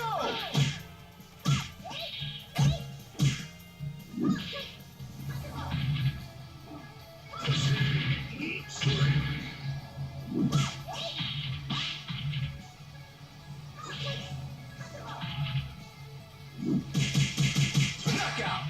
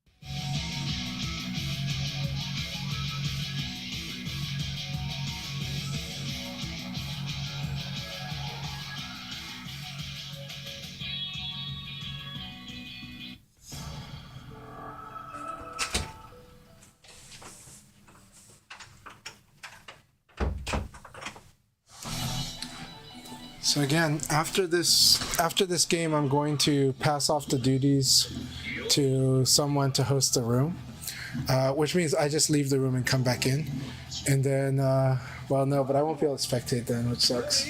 But let's see. Well, I'll leave it to you guys. I will end the stream after this. But Tenchi, Inyu, message me on Discord. I would like to do a sparring session tonight if you want to get more Leon matchup. Otherwise, we can do it sometime during when I stream, but up to you. But thank you all so much. It's just I gotta go to the grocery store before they close. But we're gonna watch the end of this stream of this league battle.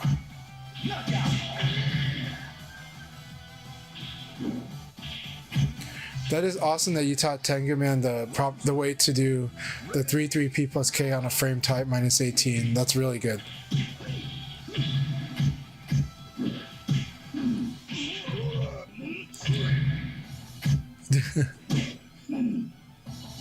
Calamity's Lao is so much fun. Blondie, I love playing Lao. Lao is one of the most fun feelings in Final Showdown and Revo by extension. Lao is like technical on his fast moves, and then he's like, but then then he has insanely strong moves on his slower moves, and so when you get the opponent to delay, suddenly you've unlocked, and then you mix up the delay, then you've unlocked his ability to use his slow moves, which are really good, but also you get very precise when using his fast moves. The thing that Revo did was it just made 6K really robust. Right, so now 6K is just very robust because it's much stronger since it's not leading to a stagger anymore. Now leads to an actual stun. But aside from that, Lao though is actually quite technical to start with, and he will make you master a lot of fast situations. I love playing Lao. I think it's a real treat. I think he makes you play stronger, and he's just a real blast. So yeah. All right, thank you all so much. You all have a good one. And cheers. I am going to call it a night. We will spar later, sooner, hopefully. But yeah, and Blondie, thank you very much for joining. Thanks for joining us, even if it's just in the chat. Your presence is felt. I always feel your presence, though. I always love having you around, man. So it's real making my day that you're here today. But we'll spar soon. And I do hope you play Lao, because I know your skill level. I love this game too, yes. And I love playing Aoi. Aoi, so before Revo, Aoi was what I would say is satisfying, super technical, really hard for someone to learn VF on, but very rewarding if you can stomach the losses.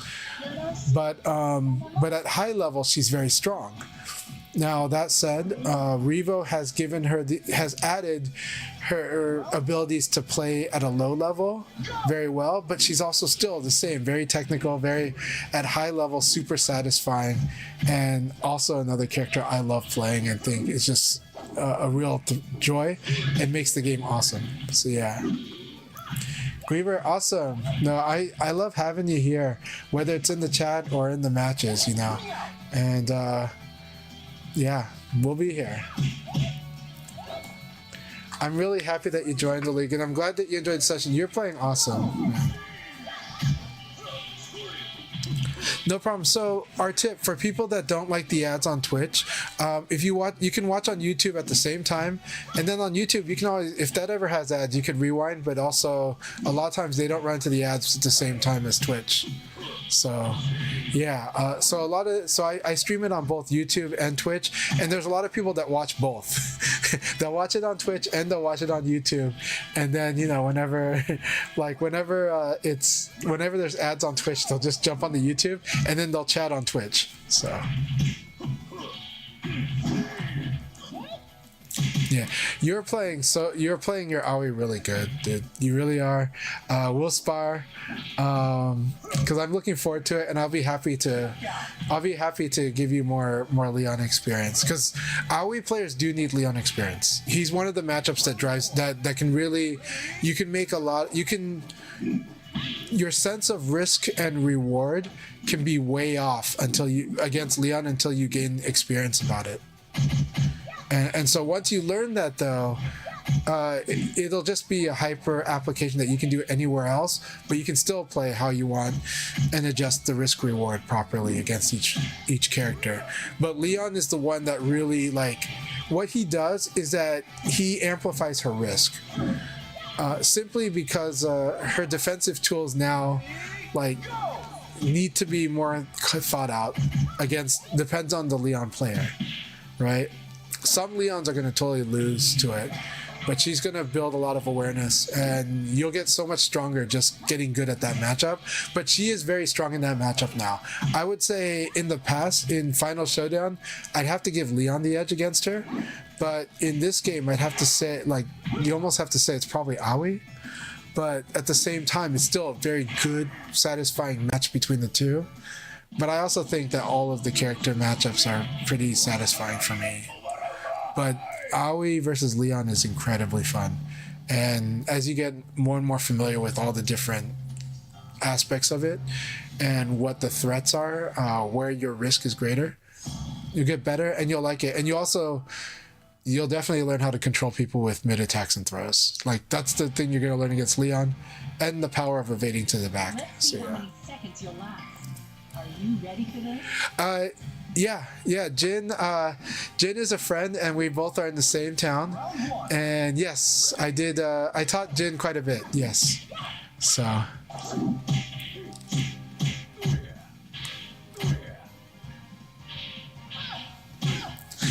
Yeah, no, absolutely, and I can definitely understand when it was annoying and unfun.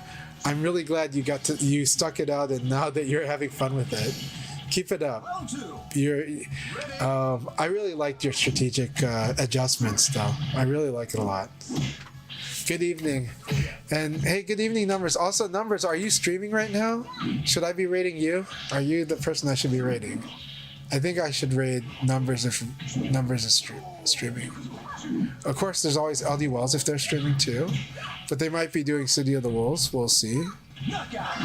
Hectic Fall is streaming, but right now it's doing customs. Round 3. Ready, go!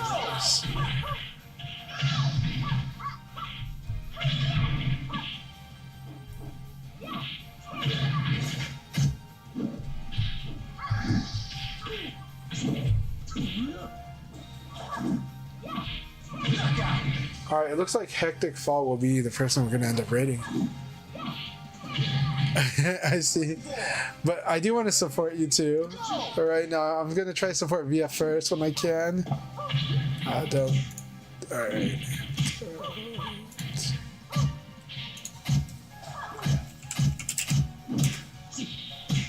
But LD Wells, I'm glad that you're listening and watching us. It's been fun. I'm sorry that you couldn't get in the room today. I do need to write down the players that could not get into the room because we need to also provide our feedback to Sega.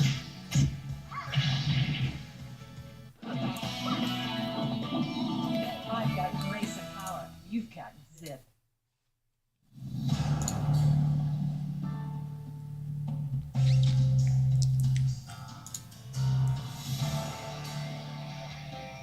I'm probably too late for the grocery store, but still, let's try this here. Alright, well, we're gonna do Hectic Fall, because I do want you guys to follow Hectic Fall. And they were here, they've been awesome. Go ahead, knock yourself out. Round 1. Ready, go! Please support Hectic Fall, encourage them to stream more.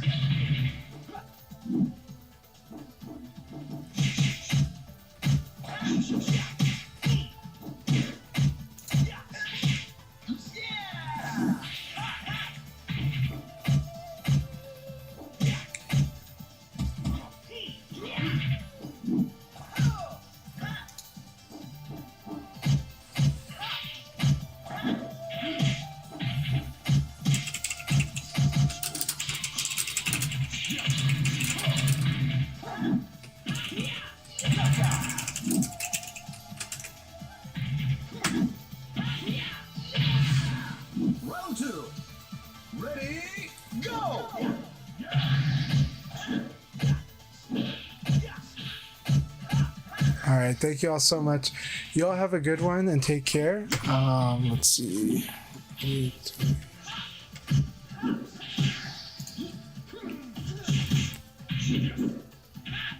Ah, that's right. Hectic Fall is your manager, huh?